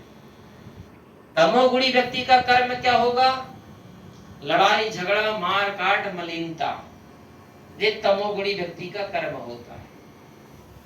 अब हमने जब ये कर्म किया है तो उसके फिर भोगने के लिए हमें अलग अलग शरीर धारण करना पड़ता है। आदमी कहता है मनुष्य जन्म कैसे मिलता है, स्त्री का जन्म कैसे मिलता है, पशु पक्षी का जन्म कैसे मिलता है, यहां से फिर हमारे शरीर का बंटवारा अलग अलग होता है। तो जो सतोगुणी व्यक्ति का जीवन है, उसके कर्म है दान, पुण्य, परोपकार, धर्म, उस व्यक्ति का शरीर होगा मानव शरीर। रजोगुणी व्यक्ति का शरीर होगा पशु और पक्षी, और तमोगुणी व्यक्ति का शरीर होगा उसमच खाने के कीड़े मकोड़े। यहां से उसका जीवन का बंटवारा अपने आप अलग हो गया, यहां से उसका छटनी हो गई। तो इसलिए कबीर साहब जी कहते हैं कि हृदय बंद निवारहु हो। तुम्हारे हृदय में जो गलत संस्कार भरे हैं, गलत भाव बना हुआ है, इस गलत संस्कार के भावों को, अपने हृदय के भाव को हटा दो, अपने भाव को ठीक बनाओ। क्योंकि जब हमारे जीवन में जब हमारा भाव गलत होता है तो विचार गलत होते हैं, विचार गलत होते हैं तो कर्म गलत होते हैं, और कर्म गलत होते हैं तो हमारे जीवन में दुख और सुख भोगने के लिए सामने आते हैं। कोई हमें दूसरा सुख और दुख देने वाला ऊपर नीचे नहीं बैठा है, लेकिन इंसान क्या करता है? अपना भाव यहाँ गलत बनाता है, विचार गलत बनाता है, कर्म गलत करता है, और जब भोगने के लिए फल दुख मिलता है तो वो क्या कहता है कि हमको दंड कोई ऊपर और नीचे वाला दे रहा है।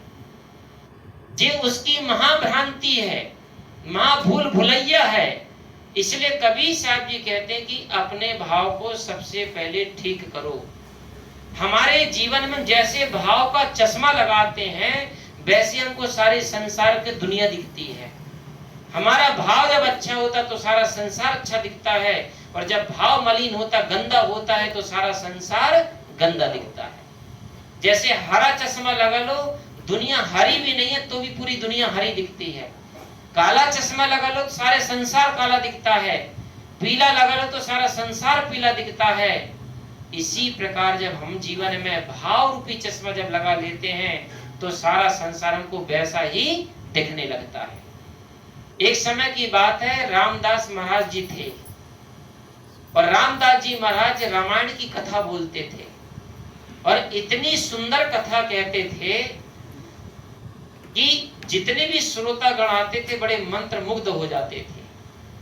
तो उसी कथा में कहते हैं कि हनुमान जी भी आकर के बैठते थे उस कथा में। लेकिन कैसे बैठते थे? छिप करके, चादर ढांक करके, कि कोई उन्हें देख ना ले। और हनुमान जी भी हर दिन कथा सुनते थे और उठ करके चले जाते थे। एक दिन क्या हुआ कि रामदास जी महाराज ने लंका कांड का वर्णन छेड़ा, और जब लंका कांड की कथा सुना रहे थे तो उन्होंने, रामदास जी महाराज ने कहा कि जिस समय माता सीता को रावण ने हरण करके ले गया था, तो रावण ने अपनी लंका में सबसे सुंदर जो वाटिका थी, अशोक वाटिका, उसमें माता सीता को रखा। और जिस वाटिका में माता सीता को रखा था, वहां पर अशोक वाटिका में बहुत सुंदर सुंदर सफेद फूल खिले हुए थे। अब जब सफेद फूल का नाम आया तो हनुमान को क्रोध आ गया। जैसे तैसे हनुमान ने अपने आप को रोका, दूसरी बार फिर उसी बात को लुटाया रामदास जी महाराज ने कि अशोक वाटिका बहुत सुंदर सफेद फूल खिले हुए थे। हनुमान का टेम्परेचर और बढ़ गया। और तीसरी बार जब फिर रामदास जी ने इसी बात को दोहराया तो हनुमान जी अपने आप को भूल गए और चादर को फेंक दिया, और रामदास जी के सामने आकर के खड़े होकर के कहते कि रामदास जी, अशोक वाटिका में आप नहीं गए थे, अशोक वाटिका में मैं गया था, और मैंने वहां प्रत्यक्ष देखा है कि वहां पर सफेद फूल नहीं थे, वहां सारे फूल लाल खिले हुए थे। आप झूठ कथा करते हो, झूठी कथा सुनाते हो। रामदास जी महाराज जी ने कहा कि हनुमान जी, भले ही तुम वहां गए होंगे, लेकिन मैं आज प्रत्यक्ष कह रहा हूं कि वहां सारे फूल सफेद थे। अब दोनों में जब झगड़ा हुआ, विवाद हुआ, और झगड़ा का समाधान जब नहीं निकला, तो हनुमान जी ने कहा कि एक काम करो, तुम भी नहीं मानते हो, मैं भी नहीं मानता हूं, तुम अपनी बात कहते हो, मैं अपनी बात कहता हूं, तो अपना झगड़ा का समाधान करने के लिए क्या करें, माता सीता के पास चलो, क्योंकि वही प्रत्यक्ष बताएंगी, झगड़ा तो वही होगा, शांत न्याय तो वहीं पर होगा। तो रामदास महाराज और हनुमान जी दोनों उठ करके माता सीता के पास पहुंचे। माता सीता के पास जाकर के हनुमान जी कहते, बोले माते, रामदास जी और मेरे दोनों के बीच में झगड़ा हुआ है, और झगड़ा इस बात का है कि रामदास जी महाराज कथा में सारे श्रोता भक्तगण को सुना रहे थे कि अशोक वाटिका में जहां पर माता सीता रुकी हुई थी, वहां पर सारे फूल सफेद खिले हुए थे। अब माता तुम निर्णय करो कि वहां फूल सफेद थे का लाल थे, क्योंकि मैंने अपनी आंखों से वहां लाल देखा है, और रामदास जी तो वहां गए भी नहीं और कह रहे कि सफेद फूल थे। तो माते आप सही सही बताइए, निर्णय करिए कि फूल वहां सफेद थे या लाल थे। माता सीता ने दोनों की बात को बड़े ध्यान से सुना, और ध्यान से सुनने के बाद में माता सीता ने कहा कि हनुमान, रामदास जी की भी बात सही है और तुम्हारी बात भी सही है। बोले ऐसे कैसे हो सकता है, बात तो किसी की भी एक ठीक होगी। बोले हनुमान, रामदास जी जो कह रहे हैं वो बात सही है कि वहां पर सफेद फूल खिले हुए थे, लेकिन तुम जो कह रहे, तुम्हारी बात भी ठीक है कि वहां लाल फूल भी खिले थे, लेकिन किस ढंग से? जिस समय तुम अशोक वाटिका में लंका में आए थे मेरा पता लगाने के लिए, उस समय तुम्हारे अंदर में रावण के प्रति तुम्हारे अंदर क्रोध की अग्नि जल रही थी, क्रोध की ज्वाला जल रही थी तुम्हारे हृदय में, तुम्हारी आंखों में, और वो क्रोध की ज्वाला के कारण से तुम्हारी आंखें लाल हो चुकी थी, और उसी लालमा के कारण से तुम्हें सफेद फूल भी लाल दिख रहे थे। तब हनुमान का समाधान हुआ। इसी प्रकार जब हम अपने क्रोध का भाव भीतर रखते हैं तो हमें सारी दुनिया लाल दिखने लगती है, जब शांत स्वभाव में होते तो सारी दुनिया सफेद दिखती है। तो इस कहानी से हमें ये निर्णय निकलता है कि हमारा, हम जैसे जैसे भाव बनाते हैं वैसे वैसे हमें ये दुनिया अपने आप दिखना शुरू होती है। ಇಲ್ಲಿ ಮುಂದುವರೆದು ಹೇಳಿದ್ರು, ಯಾಕೆ ನಮ್ಮ ಭಾವನೆಗಳು ಎಲ್ಲ ತಪ್ಪಾಗಿರ್ತವೆ ಅಂದ್ರೆ ನಮ್ಮ ಅಂತಃಕರಣಗಳನ್ನ ಶುದ್ಧಿ ಇರೋದಿಲ್ಲ. ನಮ್ಮ ಅಂತಃಕರಣಗಳು, ಈ ಅಂತಃಕರಣಗಳ ವಿಚಾರದಲ್ಲಿ ಹೇಳ್ತಾರೆ, ಹೃದಯ ಕೇಂದ್ರ, ಮಸ್ತಿಷ್ಕ ಅಂದ್ರೆ ನಮ್ಮ ಬುದ್ಧಿ, ತಲೆ, ಇಂದ್ರಿಯಗಳು. ಹೃದಯದಲ್ಲಿ ವಾಸನೆಗಳು ಉತ್ಪತ್ತಿಯಾದಾಗ ಆ ವಾಸನೆಗಳ ಮೂಲಕ ಮನುಷ್ಯ ಕೆಲಸ ಕಾರ್ಯಗಳನ್ನ ಮಾಡ್ತಾನೆ, ಅದರಿಂದ ಸಂಸ್ಕಾರ ಉಂಟಾಗುತ್ತೆ. 3 ರೀತಿಯ ಸಂಸ್ಕಾರ, ಉತ್ತಮ, ಮಧ್ಯಮ, ಕನಿಷ್ಠ. ಅವನು ಮಾಡೋ ಕೆಲಸಗಳ ಆಧಾರದ ಮೇಲೆ ಸಂಸ್ಕಾರ ಪ್ರಾಪ್ತಿ ಆಗ್ಬಿಡುತ್ತೆ. ಈ ಸಂಸ್ಕಾರದಿಂದ ಗುಣಗಳು ಉತ್ಪತ್ತಿ ಆಗ್ಬಿಡ್ತವೆ. ಸತೋಗುಣ, ರಜೋಗುಣ, ತಮೋಗುಣ. ಗುಣಗಳಿಂದ ಮನುಷ್ಯನ ಸ್ವಭಾವ ಉತ್ಪತ್ತಿ ಆಗ್ಬಿಡುತ್ತೆ. ಶಾಂತ, ಚಂಚಲ ಮತ್ತು ಕ್ರೋಧ. ಈ ಸತ್ವಗುಣ ಶಾಂತತೆಯನ್ನ ಇದು ತೋರಿಸುತ್ತೆ. ಚಂಚಲ ರಜೋಗುಣ, ತಮೋಗುಣ ಜಗಳ. ಈ ರೀತಿ ಮನಸ್ಸಿನಲ್ಲಿ ಸಂಸ್ಕಾರದಂತೆ ಗುಣಗಳು, ಸ್ವಭಾವಗಳು, ಸಂಸ್ಕಾರಗಳು ಉತ್ಪತ್ತಿ ಆಗ್ತವೆ. ಸತ್ವಗುಣನ್ನು ಮನುಷ್ಯನ ಗುಣ ಆಗಿರುತ್ತೆ ಅಂದ್ರೆ ಶಾಂತಿಯಾಗಿರುತ್ತೆ. ಪುಣ್ಯ ಕೆಲಸಗಳನ್ನ ಮಾಡ್ತಾನೆ, ಪರೋಪಕಾರಿಗಳನ್ನ ಮಾಡ್ತಾನೆ. ರಜೋಗುಣಿಯ ಕೆಲಸ ಏನು ಅಂದ್ರೆ ತಿನ್ನೋದು, ರಾಗ ರಂಗದಲ್ಲಿ ಬಿದ್ದಿರೋದು, ಏನೋ ವಿವಿಧ ಆಸಕ್ತಿಗಳಲ್ಲಿ ಬಿದ್ದಿರೋದು. ತಮೋಗುಣ ಏನು ಜಗಳ, ಮಲಿನತ, ಇವುಗಳಲ್ಲಿ ಬಿದ್ದಿರ್ತಾನೆ. ಇವುಗಳ ಕಾರಣದಿಂದ ನಮಗೆ ಸ್ತ್ರೀ ಪುರುಷರ ದೇಹಾದಿಗಳು ಆಗ್ತವೆ. ಸತೋಗುಣಿಯಿಂದ ಮಾನವ ಶರೀರ, ಸತ್ವಗುಣದಿಂದ. ರಜೋಗುಣದಿಂದ ಪಶು ಪಕ್ಷಿಗಳ ಶರೀರ. ತಮೋಗುಣಗಳಿಂದ ಕೀಟಗಳು, ಚೇಳು, ಹಾವು ಇತ್ಯಾದಿ. ಹಾಗಾಗಿ ನಮ್ಮ ಹೃದಯದಲ್ಲಿ ತಪ್ಪು ಸಂಸ್ಕಾರಗಳನ್ನ ನಾವು ಧಾರಣೆ ಮಾಡ್ಕೊಂಡು ಮಾಡಬೇಡಿ. ಭಾವನೆಗಳನ್ನ ಸರಿಯಾಗಿ ಇಟ್ಕೊಳ್ಬೇಕಾದ್ರೆ ಒಳ್ಳೆ ವಾಸನೆಗಳನ್ನು, ಒಳ್ಳೆ ಸಂಸ್ಕಾರಗಳನ್ನ ಮಾಡಬೇಕು. ಈ ರೀತಿ ಮಾಡಿದಾಗ, ವಿಚಾರಗಳನ್ನು ಮಾಡ್ಕೊಂಡು ನಾವು ಮಾಡಿದಾಗ ನಮಗೆ ಮುಂದೆ ಒಳ್ಳೆ ಜನ್ಮ ಸಿಗುತ್ತೆ. ಮತ್ತು ನಮ್ಗೆ ಎಲ್ಲ ಮಹಾಭ್ರಾಂತಿ ಏನು, ನಮಗೆ ಸ್ತ್ರೀ ಪುರುಷರ ಜನ್ಮವನ್ನ ಯಾವುದೋ ದೇವರು ನೀಡಿದ್ದಾನೆ ಅಂತ. ಯಾವ ದೇವರು ನೀಡಿಲ್ಲ. ನಮ್ಮ ಕರ್ಮಗಳ, ಕೆಲಸ ಕಾರ್ಯಗಳ ಆಧಾರದ ಮೇಲೆ, ನಮ್ಮ ಗುಣಗಳ ಆಧಾರದ ಮೇಲೆ, ನಮ್ಮ ಸಂಸ್ಕಾರದ ಆಧಾರದ ಮೇಲೆ ನಮಗೆ ಮುಂದಿನ ಜನ್ಮಗಳಲ್ಲೂ ಸಿಗ್ತವೆ. ಚಶ್ಮಾ ಹೇಳುದು ಮನಸ್ಸಿನ ಮಹಾಭ್ರಾಂತಿ. ಕಲರ್ ಚಶ್ಮಾ ಆಗ್ತದೆ, ಅದೆಲ್ಲರಿಗೂ ಗೊತ್ತು. ಇಡೀ ನೋಟ ಎಲ್ಲ ಕಲರ್ ಕಾಣುತ್ತೆ. ಯಾವ್ಯಾವ ಕಲರ್ ಆಗ್ತಿರೋದು ಉದಾಹರಣೆ. ಆದ್ರಿಂದ ಇಲ್ಲೊಂದು ಕಥೆನೂ ಹೇಳುದು. ನಮ್ಮ ಭಾವನೆಗಳು ಸರಿಯಾಗಿರ್ಬೇಕು, ಮನಸ್ಸಿನ ಭಾವನೆಗಳು. ರಾಮದಾಸ ಎಂಬರು ಭಾಗವತರು ಕತೆ ಹೇಳ್ತಾ ಇದ್ರು, ರಾಮಾಯಣ ಕತೆ. ಎಲ್ಲರೂ ಅದು ಹೇಳ್ತಾರೆ ಕತೆಗಳಲ್ಲಿ. ರಾಮಾಯಣ ಎಲ್ಲಿ ನಡೀತೋ ಅಲ್ಲ ಬಂದು ಹನುಮಂತನ್ ಕುತ್ಕೊಂಡು ಕೇಳ್ತಾ ಇರ್ತಾನೆ ಅಂತ ಕತೆಗಳಲ್ಲಿ ಹೇಳ್ತಾ ಇರ್ತಾರೆ. ಬಹಳ ಅದ್ಭುತವಾಗಿ ಕತೆ ಹೇಳ್ತಾ ಇದ್ರು. ಇವ್ರು ವಿಚಾರ ಹೇಳೋದಂಗೆ ಎಲ್ಲರೂ ಆಕರ್ಷಿತರಾಗ್ಬಿಡ್ತಾ ಇದ್ರು ಆ ಕಥೆಯಲ್ಲಿ. ಕತೆ ಹೇಳ್ತಾ ಲಂಕಾ ದಹನದ ಕತೆ ಬಂತು. ಲಂಕಾ ದಹನದ ಕತೆ ಬಂದಾಗ ಅಲ್ಲಿ ಅಶೋಕವನದಲ್ಲಿ ಸೀತೆನ ಅವನು ಅಪಹರಿಸ್ಕೊಂಡು ಇಟ್ಟಿರ್ತಾನಲ್ಲ, ಇವನು ಅಲ್ಲಿ ಹೋಗ್ತಾನೆ. ಕಥೆನಲ್ಲಿ ಅವ್ರು ಏನ್ ಹೇಳ್ತಾರೆ, ಅಶೋಕವನದಲ್ಲಿ ಬಿಳಿ ಬಣ್ಣದ ಹೂಗಳು ಇದ್ದವು ಮರಗಳ ಮೇಲೆ. ಇವನಿಗೆ ಸ್ವಲ್ಪ ಕೋಪ ಬಂತು, ಯಾರೋ ಹನುಮಂತನಿಗೆ. ಮತ್ತೆ ಅದೇ ಹೇಳಿದಾಗ ಅವನು ನೇರವಾಗಿ ಭಾಗವತರ ಹತ್ರ ಹೋಗ್ಬಿಟ್ಟು, ಇಲ್ಲ ಬಿಳಿ ಹೂವು ಇರ್ಲಿಲ್ಲ, ನೀನ್ ಇಲ್ಲಿ ಓದ್ತಾ ಇದ್ದೆ, ನಾನು ಖುದ್ದಾಗ ಅಲ್ಲಿ ಇದ್ದೆ, ನಾನು ಎಲ್ಲ ಕೆಂಪು ಹೂ ಇತ್ತು. ಒಬ್ರೊಬ್ರು ವಾದ, ಇಬ್ರು ಸೋಲೋದಿಕ್ಕೆ ಒಪ್ಪೋದಿಲ್ಲ. ಅವಾಗ ಕೊನೆಗೆ ಹೇಳ್ತಾನೆ ಹನುಮಂತ, ನಡಿ ಸೀತೆ ಹತ್ರ ಹೋಗ್ಬಿಡೋಣ. ಇಬ್ರು ಓದು. ಸೀತೆ ಹತ್ರ ಹೋದಾಗ ಇಬ್ರು ತಮ್ಮ ವಾದವನ್ನ ಮಂಡಿಸ್ತಾರೆ. ಸೀತೆ ಬಹಳ ಗಮನ ಇಟ್ಟು ಇಬ್ಬರ ವಿಚಾರಗಳನ್ನ ಕೇಳಿ ಇಬ್ಬರಿಗೂ ಸಮಾಧಾನ ಹೇಳ್ತಾರೆ. ರಾಮದಾಸ್ ಹೇಳೋದು ಸರಿ ಇದೆ. ಏನು ಬಿಳಿ ಬಣ್ಣದ ಹೂಗಳೇ ಅಲ್ಲಿ ಇದ್ದವು. ಹನುಮಂತ ಹೇಳ್ತಾನೆ, ಅದೇಂಗೆ ಮಾತಾಜಿ, ನಾನು ಅಲ್ಲಿ ಬಂದಿದ್ದಲ್ಲ, ನಾನು ನೋಡ್ದಲ್ಲ. ಆಗ ಆಕೆ ಹೇಳ್ತಾಳೆ, ನೀನು ಅಲ್ಲ ಬಂದ ಸಮಯದಲ್ಲಿ ನೀನು ರಾವಣನ ಮೇಲೆ ಕ್ರೋಧಗೊಂಡಿದ್ದೆ. ಆ ಕ್ರೋಧಗೊಂಡಿದ್ದರ ಪರಿಣಾಮ ನಿನ್ನ ಇಂದ್ರಿಯವಾದ ಕಣ್ಣು ಕೆಂಪಾಗಿ, ಆ ಬಿಳಿ ಹೂವುಗಳೆಲ್ಲ ಕೆಂಪಾಗಿ ಕಾಣ್ತಾ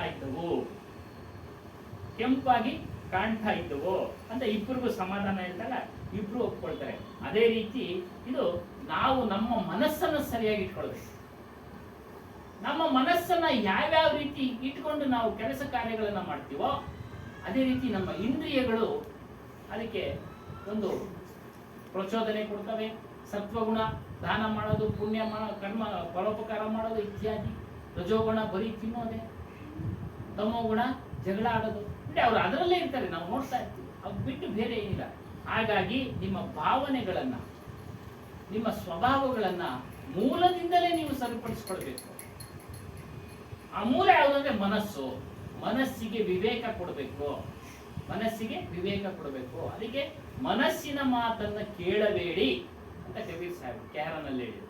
ಮನಸ್ಸಿನ ಮಾತನ್ನ ಕೇಳಬೇಡಿ, ವಿವೇಕದಿಂದ ವಿಮರ್ಶೆ ಮಾಡಿ, ವಿವೇಕದ ಮಾತನ್ನ ಕೇಳಿ. ವಿವೇಕ ಅಂದ್ರೆ ಜ್ಞಾನ. ಇವಾಗೆಲ್ಲ ತಿಳಿಸ್ಕೊಡ್ತಾರೆ ಜ್ಞಾನ. ಇದರ ಮೂಲಕ ನಾವು ನಮ್ಮ ಮನಸ್ಸನ್ನ ಸರಿಪಡಿಸ್ಕೊಳ್ಬೇಕು. ಸರಿ, ಹಾಗೆ तो इस प्रकार से सदगुरु श्री कबीर साहब जी कहते हैं कि मत सुनो मानिक हृदय बंद निवारो। जिस प्रकार से हम सुंदर से सुंदर भवन बनाते हैं, मकान बनाते हैं, बढ़िया से बढ़िया उसमें रंग पेंट करते हैं, बढ़िया से बढ़िया डिजाइन देते हैं, बढ़िया से बढ़िया उसमें सजावट करते हैं, किसके लिए? कि हमें सुख और शांति मिले। भवन को सुंदर बनाने से, बढ़िया से बढ़िया रंग पेंट करने से, बढ़िया से बढ़िया फूल फुलवारी करने से सुख और शांति का कोई भी संबंध नहीं है। हमारे परिवार में सुख और शांति तब रहती है जब उस भवन के साथ साथ हमारे घर में रहने वालों के लोगों की भावना सुंदर होती है। भवन सुंदर है लेकिन घर में रहने वाले लोगों की अगर भावना सुंदर नहीं है तो भवन आपको कभी सुख और शांति नहीं दे सकता है। इसलिए भवन से कहीं महत्वपूर्ण उस घर में, उस भवन में रहने वाले लोगों की भावना ज्यादा महत्वपूर्ण है। समझ में आई बात? और दूसरी बात है, जैसी भावना होती वैसी दृष्टि होती है। तो दृष्टि तो सबके पास में है, लेकिन दृष्टि के साथ साथ में हमारा देखने का दृष्टिकोण सुंदर होना चाहिए।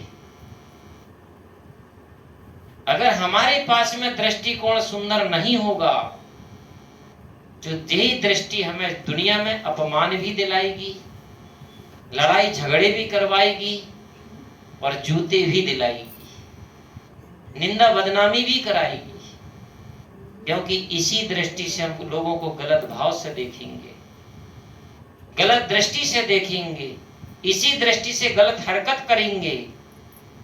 तो यही दृष्टि क्या करेगी? आपको अपमान और दुख और परेशान में भी डालेगी। तो दृष्टि के साथ साथ दृष्टिकोण भी सुंदर हो, भवन के साथ साथ भावना सुंदर हो, और चित्र के साथ साथ में चरित्र भी सुंदर हो।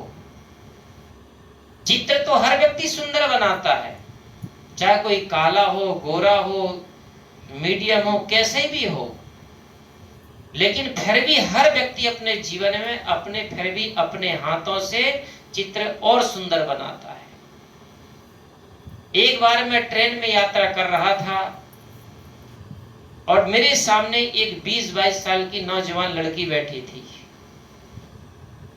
वो लड़की सवेरे उठी, बाथरूम जाकर के मुंह हाथ धुला ट्रेन में, और अपनी सीट में आकर के उसने थैला से न मालूम क्या क्या क्रीम, पाउडर, लिपस्टिक निकाला और अपने चित्र को उसने सजाया। मैंने उस लड़की से पूछा, बोले बेटा तुम क्या करती? बोले पढ़ाई करती गुरुजी। हमने कहा किसको मानती? बोले मैं भोलेनाथ को मानती हूँ। बोले शंकर को मानती हूँ। हमने कहा तुमको किसने बनाया? बोले भोलेनाथ ने बनाया है। मैंने कहा बहुत अच्छी बात है। हमने कहा तुम्हें भगवान की बनाई हुई चीज भी आपको पसंद नहीं आ रही है। बोले क्यों?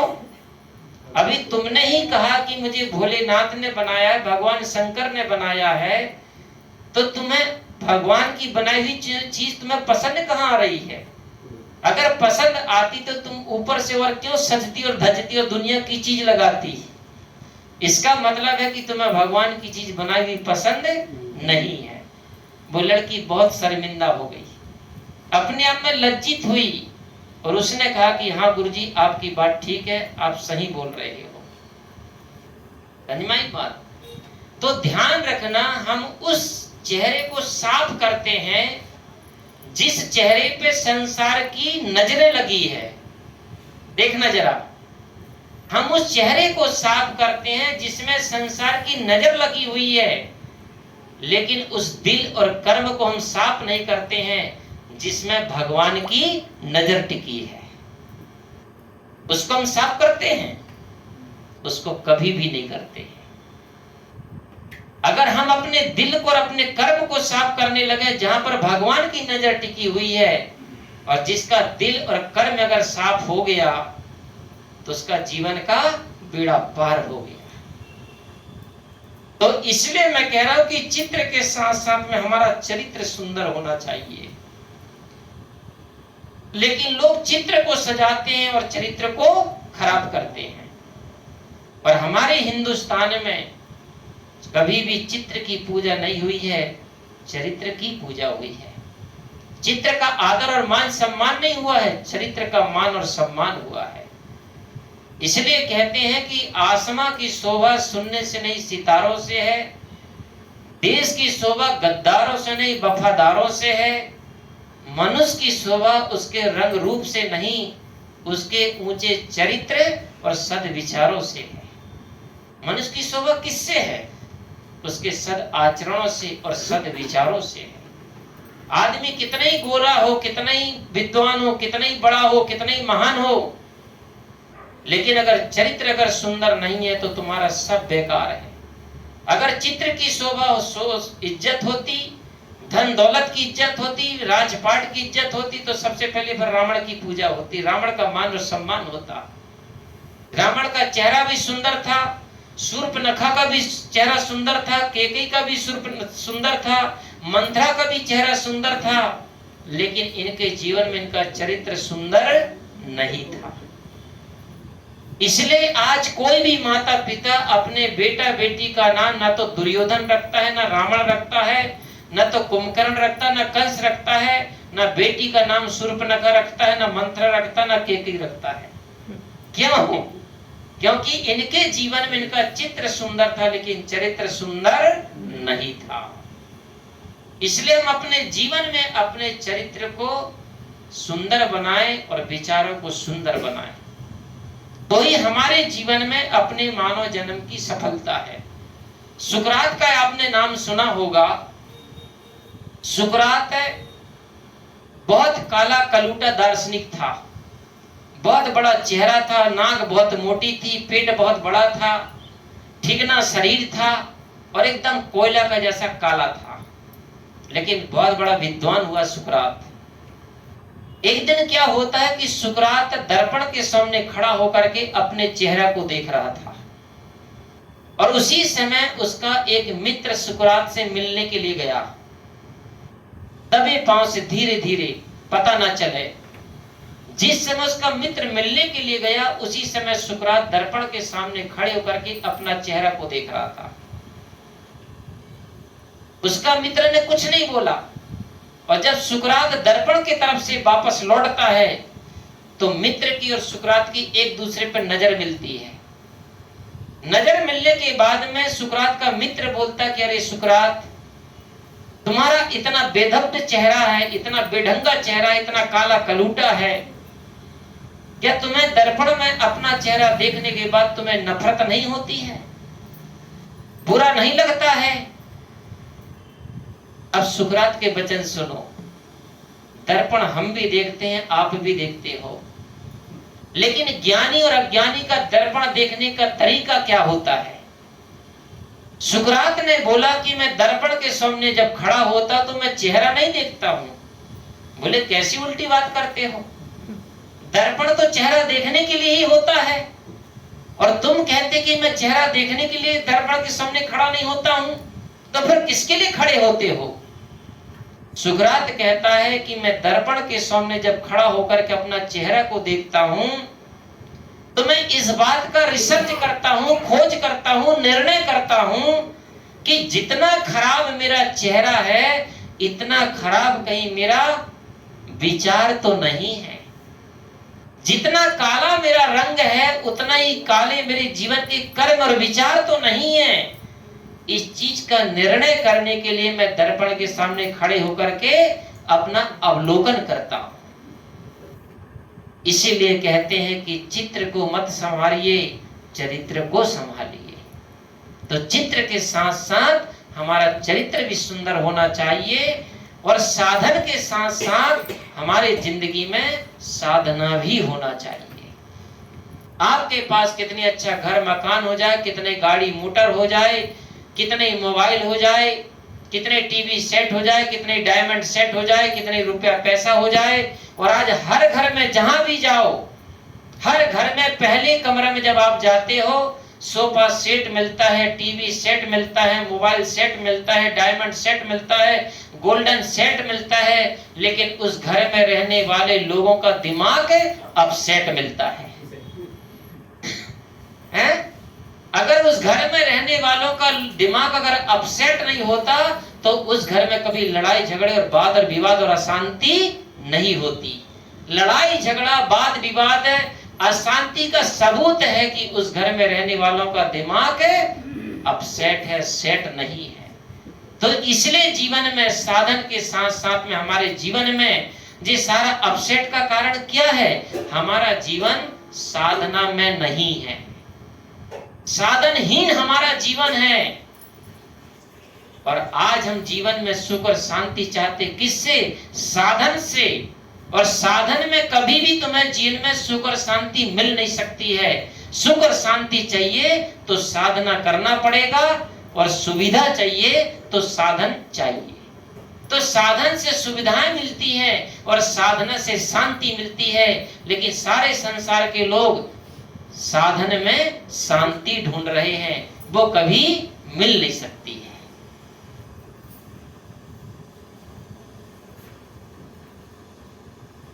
ಮತ್ತೊಂದು ಉದಾಹರಣೆ ಕೊಡ್ತಾ ನಮಗೆ ಹೇಳಿದ್ರು, ಸುಂದರವಾದ ಮನೆನ ಕಟ್ಟಿದ್ದೀವಿ, ಬಣ್ಣ ಬಣ್ಣ ವಿವಿಧವಾದ ನಮ್ಮ ಇಷ್ಟವಾದ ಬಣ್ಣಗಳಿಂದ ಪೇಂಟ್ ಮಾಡಿಸ್ಕೊಂಡು ಕಟ್ಟಿದ್ದೀವಿ.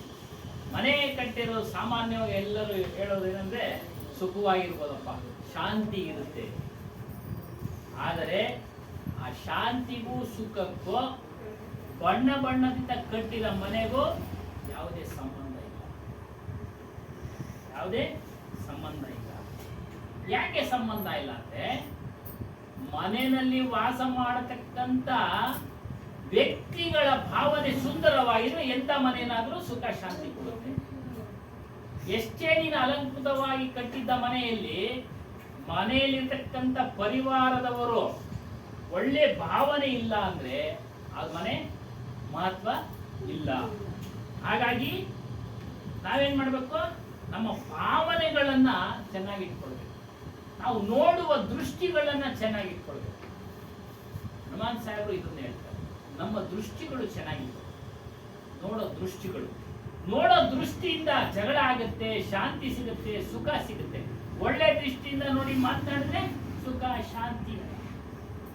ಅದೇ ಕೆಟ್ಟ ದೃಷ್ಟಿಯಿಂದ ನೋಡಿದ್ ಮಾತಾಡ್ತಾ ಇದ್ರೆ ಜಗಳ ಕಲಹ. ಅದರಿಂದ ಭಾವನೆಗಳನ್ನ ಚೆನ್ನಾಗಿಟ್ಕೊಳ್ಬೇಕು. ಚಿತ್ರ ಸುಂದರವಾಗಿರೋದು ಮುಖ್ಯ ಅಲ್ಲ, ಚರಿತ್ರೆ ಸುಂದರವಾಗಿರ್ಬೇಕು. ಒಂದ್ಸಲಿ ಇವರು ಟ್ರೈನ್ ನಲ್ಲಿ ಪ್ರಯಾಣ ಮಾಡ್ತಾ ಇದ್ದಾಗ, ಮಾಮೂಲಿ ಬೆಳಿಗ್ಗೆ ತೊಳ್ತಾನೆ ಟ್ರೈನ್ ನಲ್ಲಿ ಮುಖ ತೊಳ್ಕೊಳ್ಳೋದು, ಪೌಡರ್ ಹಾಕೊಳ್ಳೋದು ಎಲ್ಲ ಅವರವರು ನಿತ್ಯ ಕರ್ಮಗಳು ಮಾಡ್ಕೊಳ್ತಾ ಇರ್ತಾರೆ. ಒಂದು ಹುಡುಗಿ ಮುಖವನ್ನ ಅಲಂಕಾರ ಮಾಡ್ಕೊಳ್ತಾ ಇರುತ್ತೆ. ಕೇಳಿದ್ರಂತೆ, ಏನ್ ಮಾಡ್ತಾನೆ? ಈ ರೀತಿ ನಾನು ಮುಖ ಎಲ್ಲ ಪೌಡರ್ ಇದೆಲ್ಲ ಹಾಕೊಳ್ತಾ ಇದ್ದೀನಿ, ಅಲಂಕಾರ. ಈ ಮುಖನ ಯಾರು ಕೊಟ್ಟಿದ್ದು? ಭೋಲೆನಾಥ್. ನೀನ್ ಭೋಲೆನಾಥ್ ಒಪ್ತೀಯ? ಹೌದು ಒಪ್ಕೊಂಡು. ಅವನೇ ಕೊಟ್ಟಿದ್ದು. ಅವ್ನು ಕೊಟ್ಟಿದ್ದು ಸರಿ ಇಲ್ವಾ? ನೀನ್ ಅದ್ರ ಮೇಲೆಲ್ಲ ಪೌಡರ್ ಹಾಕೊಂಡು ಅಂದವಾಗಿ ಕಾಣೋ ಹಾಗೆ ಮಾಡ್ಕೊಳ್ತಾ ಇದ್ಯಾ? ಅವಳು ನಾಚಿಕೆ ಪಟ್ಲು ಅಂತೇಳಿ. ಅದೇ ನಾವು ಮುಖ ಸರಿಯಾಗಿ ಸ್ವಚ್ಛವಾಗಿ ಇಟ್ಕೊಳ್ಳೋದಲ್ಲ, ನಮ್ಮ ಮನಸ್ಸನ್ನ, ನಮ್ಮ ಹೃದಯವನ್ನ ಸ್ವಚ್ಛವಾಗಿ ಇಟ್ಕೊಳ್ಬೇಕು. ಯಾವಾಗ ನಾವು ಮನಸ್ಸನ್ನ ಸ್ವಚ್ಛವಾಗಿ ಇಟ್ಕೊಳ್ತೀವೋ ನಾವು ಪ್ರಪಂಚದಲ್ಲಿ ಬಿಡುಗಡೆಯ ಮಾರ್ಗದ ಕಡೆ ಹೋಗ್ತಾ ಇರ್ತೀವಿ. ಚಿತ್ರ ಸರಿಯಾಗಿರೋದು ಮುಖ್ಯ ಅಲ್ಲ, ಚರಿತ್ರೆ ಸರಿಯಾಗಿರೋದು. ದೊಡ್ಡ ಮಹಾತ್ಮರು ಅವರು ಚರಿತ್ರೆಗಳು ಸರಿಯಾಗಿ ಚೆನ್ನಾಗಿ ಇದ್ದಿದ್ದರಿಂದ ಈ ದಿನ ಅವ್ರನ್ನ ನಾವು ನೆನೆಸ್ತಾ ಇದ್ದೀವಿ. ಮನುಷ್ಯನ ನಡೆ ಮುಖ್ಯ, ವಿಚಾರ ಮುಖ್ಯ, ಆಚರಣೆಗಳು ಮುಖ್ಯ. ಇದನ್ನೇ ಚರಿತ್ರೆ ಅನ್ನೋದು. ಎಷ್ಟೋ ಜನ ವಿದ್ವಾಂಸರು, ಮಹಾನ್ ಚರಿತ್ರವುಳ್ಳವರು, ಅವರ ಆಚರಣೆ ಸರಿ ಇಲ್ದಿರ ಅವ್ರನ್ನೆಲ್ಲ ನಾವು ದೂರ ಇಟ್ಟಿದ್ದೀವಿ. ಉದಾಹರಣೆ ಕೊಡ್ತಾರೆ, ರಾವಣನ ಉದಾಹರಣೆ. ಅವನು ಸುಂದರವಾಗಿದ್ದ, ಆದರೆ ಅವನು ಚರಿತ್ರೆ ಸುಂದರವಾಗಿರಲಿಲ್ಲ. ಶೂರ್ಪನಖಿ ಸುಂದರವಾಗಿದ್ಲು, ಅವಳ ಚರಿತ್ರೆ ಸುಂದರವಾಗಿರಲಿಲ್ಲ. ಮಂಥರೆ ಕೈಕೆಯ ದಾಸಿ, ಅವಳು ಸುಂದರವಾಗಿದ್ಲು, ಅವಳ ಚರಿತ್ರೆ ಸುಂದರವಾಗಿಲ್ಲ. ಆ ಕಾರಣದಿಂದನೇ ಈಗಲೂ ಸಹ ಯಾರು ರಾವಣನ ಹೆಸರು ಇಡೋದಿಲ್ಲ, ಮಂಥರ ಹೆಸರು ಇಡೋದಿಲ್ಲ, ಶೂರ್ಪನಖಿ ಹೆಸರು ಇಡೋದಿಲ್ಲ. ಇಡ್ತಾ ಇದ್ದಾರಾ? ಇಲ್ಲ. ಹಾಗಾಗಿ ಚರಿತ್ರೆ ಶುದ್ಧವಾಗಿದ್ರೆ ಅವ್ರ ಹೆಸರು ಇಡ್ತಾರೆ. ರಾಮನ ಹೆಸರು ಇಡ್ತಾರೆ ನೋಡಿ, ಕೃಷ್ಣನ ಹೆಸರು ಇಡ್ತಾರೆ. ಒಂದು ಉದಾಹರಣೆ ಕೊಡ್ತಾ ಇದ್ದಾರೆ. ಅದಕ್ಕೆ ನಿಮ್ಮ ಚರಿತ್ರೆ, ನಿಮ್ಮ ಆಚಾರ ವಿಚಾರಗಳು ಚೆನ್ನಾಗಿ ಇಟ್ಕೊಳ್ಬೇಕು ಅನ್ನೋ ಒಂದು ಅರ್ಥ. ಶುಕ್ರ, ನಾನು ಈ ಕಥೆ ಓದಿದ್ದು ಚೆನ್ನಾಗಿದೆ. ಒಬ್ಬ ದಾರ್ಶನಿಕ, ಆಧ್ಯಾತ್ಮಿಕ ವ್ಯಕ್ತಿ, ಆದ್ರೆ ಅವನು ಮಖ ವಿಕಾರ. ಸಾಕ್ರೆಟಿಸ್ ಅಷ್ಟೇ, ಆಧ್ಯಾತ್ಮಿಕ ವ್ಯಕ್ತಿ, ಅವನ ಮುಖಾನು ವಿಕಾರನೇ. ಒಂದ್ಸಾರಿ ಅವನು ಕನ್ನಡಿನಲ್ಲಿ ನೋಡ್ಕೊಳ್ತಾ ಇದ್ದ ತನ್ನ ಮಖವನ್ನು. ಆತನ ಸ್ನೇಹಿತ ಬಂದಾಗ ಗೊತ್ತಾಗ್ತಾ ಇದ್ದಂಗೆ ಅವ್ನು ನೋಡ್ತಾವನೆ, ಇವ್ನು ಕನ್ನಡಿನಲ್ಲಿ ನೋಡ್ಕೊಳ್ತಾವನೆ ಮಖನ. ಏನ್ ಚೆನ್ನಾಗಿದ್ರು ಕನ್ನಡಿನಲ್ಲಿ ನೋಡ್ಕೊಳ್ತಾವನೆ ಅಂತ ಇವ್ನ ಮನಸ್ಸಲ್ಲಿ ಆಯ್ತು. ಇಬ್ರು ಭೇಟಿ ಆಗ್ತಾರೆ. ಹೇಳ್ತಾನೆ, ನೀನು ಚೆನ್ನಾಗಿ ಇಲ್ವಲ್ಲ, ಕನ್ನಡಿನಲ್ಲಿ ಏನ್ ನೋಡ್ಕೊಳ್ತಾ ಇದ್ದ? ಕನ್ನಡಿನಲ್ಲಿ ಜ್ಞಾನಿಯಾದವನು ಕನ್ನಡಿನ ನೋಡೋದು ಏನಕ್ಕೆ ಮಡಿಕೊಂಡಿದ್ದಾನೆ ಅಂದ್ರೆ, ನನ್ನ ವಿಚಾರಗಳು ಮನಸ್ಸುಗಳು ಶುದ್ಧವಾಗಿದೆಯಾ ಅವುಗಳನ್ನ ನಾನು ಆಲೋಚನೆ ಮಾಡೋದಕ್ಕೆ ಅದು ಮುಂದೆ ನಿಂತಿದ್ದೆ. ಅಜ್ಞಾನಿ ಮನುಷ್ಯ ಮುಖ ನೋಡ್ತಾನೆ, ಜ್ಞಾನಿ ಮನುಷ್ಯ ತನ್ನ ಒಳಗಿನ ವಿಚಾರಗಳನ್ನ ಮಂಥನ ಮಾಡ್ಕೊಳ್ತಾನೆ ಕನ್ನಡಿ ನೋಡ್ಕೊಂಡು, ಅವ್ನ ಮುಖ ನೋಡ್ಕೊಳ್ಳೋದಿಲ್ಲ. ಹಾಗಾಗಿ ಅವನಿಗೆ ಈ ರೀತಿ ಉತ್ತರ ಕೊಡ್ತಾನೆ. ಇಲ್ಲಿ ವಿಚಾರ ಮುಖ್ಯ, ಅವಲೋಕನ ಮಾಡ್ಕೊಳ್ಳೋದು ಮುಖ್ಯ. ನಮ್ಮ ಮನಸ್ಸನ್ನ, ನಮ್ಮ ಬುದ್ಧಿಯನ್ನ ಅವಲೋಕನ ಅವಾಗಾಗ್ಯ ಮಾಡ್ಕೊಳ್ಬೇಕು. ಆಗಾಗ್ಯ ಮಾಡ್ಕೊಳ್ಳೋದ್ರಿಂದ ನಾವು ಸುಂದರವಾದ ಶಾಂತಿಯಿಂದ ಜೀವನ ನಡೆಸಬಹುದು. ಮನೆಯಲ್ಲಿ ಏನಿದ್ರೇನು ಎಲ್ಲ ಇದೆ, ಎಲ್ಲರ ಮನೆಯಲ್ಲೂ. ಟಿವಿ ಯಾರ ಮನೆಯಲ್ಲಿಲ್ಲ? ಎಲ್ಲರ ಮನೆ ಇದೆ. ಫ್ರಿಡ್ಜ್ ಯಾರ ಮನೆಯಲ್ಲಿಲ್ಲ? ಎಲ್ಲರ ಮನೆಯಲ್ಲೂ ಇದೆ. ಇದೇ ರೀತಿ ಜೀವನಾವಶ್ಯಕ ವಸ್ತುಗಳಾಗ್ಬಿಟ್ಟಿದ್ದಾವೆ. ಟಿವಿ, ಮೊಬೈಲು, ವಾಹನಗಳು ಇವೆಲ್ಲ ಇಲ್ಲದೆ ಬದುಕೋದಿಲ್ವೇನೋ ಅನ್ನೋ ಹಾಗೆ ಮನುಷ್ಯ ಅನ್ಕೊಂಡ್ಬಿಟ್ಟಿದ್ದಾನೆ. ಎಲ್ಲವನ್ನ ಇಟ್ಕೊಳ್ತಾನೆ, ಎಲ್ಲಾ ರೀತಿಯ ಸೆಟ್, ಅದು ಒಂದು ಸೆಟ್ ಅಂತ ಹೇಳ್ಬಿಟ್ಟಿದ್ದಾರೆ. ಆದ್ರೆ ಮನೆಯಲ್ಲಿರ್ತಕ್ಕಂಥ ಮನಸ್ಸು ಅಪ್ಸೆಟ್ ಆಗಿದೆ, ಅಂದ್ರೆ ಸರಿ ಇಲ್ಲ. ಎಲ್ಲ ಜಗಳಗಳಲ್ಲಿ ತೊಡಗಿದ್ದಾರೆ, ಆರೋಪಗಳಲ್ಲಿ ತೊಡಗಿದ್ದಾರೆ. ಈ ಉಪಕರಣಗಳು ಮನುಷ್ಯನ ಸಾಧನ ಅಲ್ಲ. ಅದರ ಮೇಲೆ ನಾವು ಹೋಗಿ ಅವಲಂಬಿಸಿದರೆ ನಮಗೆ ಸುಖ ಶಾಂತಿ ಇಲ್ಲ. ನಮ್ಮ ಮನಸ್ಸನ್ನ ನಾವು ಸಾಧನೆಯ ಮೂಲಕ ಒಳ್ಳೆ ಚರಿತ್ರಾರ್ಥವಾಗಿ ಇಟ್ಕೊಂಡ್ರೆ ನಾವು ಸುಖ ಶಾಂತಿಯಿಂದ ಇರುತ್ತೀವಿ. ವಿಚಾರ ಮಾಡ್ಬೋದು. ಎಷ್ಟೊಂದು ದೊಡ್ಡ ದೊಡ್ಡ ಮನೆಗಳಲ್ಲಿ ಏನೇನು ಆಗ್ತಾ ಇದ್ದೇವೆ ಇವತ್ತು ನೋಡ್ತಾ ಇದ್ದೀವಿ ಅಲ್ವರಾ? ಮಾಧ್ಯಮಗಳಲ್ಲಿ, ಮಾಧ್ಯಮಕ್ಕೆ ಬಂದಿರೋದು ಒಂದ್ ಕಡೆಯಿಂದ ಒಳ್ಳೇದೇ, ಎಲ್ಲ ಗೊತ್ತಾಗ್ತಾ ಇದೆ ನಮ್ಗೆ. ದೊಡ್ಡ ದೊಡ್ಡ ಮನೆಗಳಲ್ಲಿ ಏನೇನು ಆಗ್ತಾ ಇದೆ, ಏನೇನು ಇವತ್ತು ದಿನ ದುಃಖ ಪಡ್ತಾ ಇದ್ದಾರೆ, ಎಲ್ಲ ಇದೆ ಅವ್ರ ಮನೆಯಲ್ಲಿ. ಆದ್ರೆ ಚರಿತ್ರೆ ಸರಿ ಇಲ್ಲ, ಮನಸ್ಸು ಸರಿ ಇಲ್ಲ. ಮನಸ್ಸು ಇಂಥವ್ರು ಅಂತ ಆರೋಪ ಮಾಡಬಾರ್ದು ನಾವು. ಮನಸ್ಸು ಸರಿ ಇಲ್ಲ. ಮನಸ್ಸನ್ನ ಯಾವಾಗ ಸರಿಯಾಗಿ ಇಟ್ಕೊಂಡು ನಾವು ಒಳ್ಳೆ ಆಚರಣೆಗಳಿಂದ ಕೂಡಿರ್ತೀವೋ ನಮ್ಗೆ ಯಾವುದೇ ದುಃಖ ಬರಲ್ಲ, ನಮ್ಮ ಜೀವನ ಅಶಾಂತಿಯಿಂದ ಇರೋದಿಲ್ಲ. ಹೀಗಾಗಿ आगे बढ़िए। इस प्रकार से सदगुरु श्री कबीर साहब जी कहते हैं कि मत सुनु मानिक, मत सुनु मानिक, हृदय बंद निवारऊ। हमारा जो हृदय का भाव गलत है उसको हम ठीक करें, उसको हम ठीक बनाएं, क्योंकि जब तक हमारा ये जीवन ठीक नहीं बनेगा, भाव विचार ठीक नहीं बनेगा, तब तक ये जीव का आवागमन का बंधन कभी नहीं मिटेगा। ये जीव हमेशा ऐसी आवागमन के तीन तापों में, जन्म मरण के चक्र में बना रहेगा। तो सदगुरु श्री कबीर साहब दया करके, करुणा करके संसार के जीवों को समझाते हैं कि हे संसार के जीवों, हे कल्याण इच्छुक जीव, तुम अपना जीवन का कल्याण चाहते हो, मेरे जैसे जीवन बनाना चाहते हो, तो पहली बात मन की बात को मत सुनो। दूसरी बात है अपने हृदय के गलत भाव को दूर करो, तब तुम्हें जीवन में सच्ची सुख और शांति मिलेगी। लेकिन ये मन क्या होता है, संसार के प्राणी पदार्थों को पाकर के उसी का अहंकार करता है और उसी में भूलता रहता है, उसी में नाच, उसी में यश मनाता है, उसी में सुख मानता है। ये हमारा सबसे बड़ा धोखा और भ्रम है। एक बार क्या होता है कि एक साधु था और यात्रा पे निकला था। 3 दिन की यात्रा करते करते करते करते उस साधु को कहीं पर भी भोजन प्राप्त नहीं हुआ, भूखा था।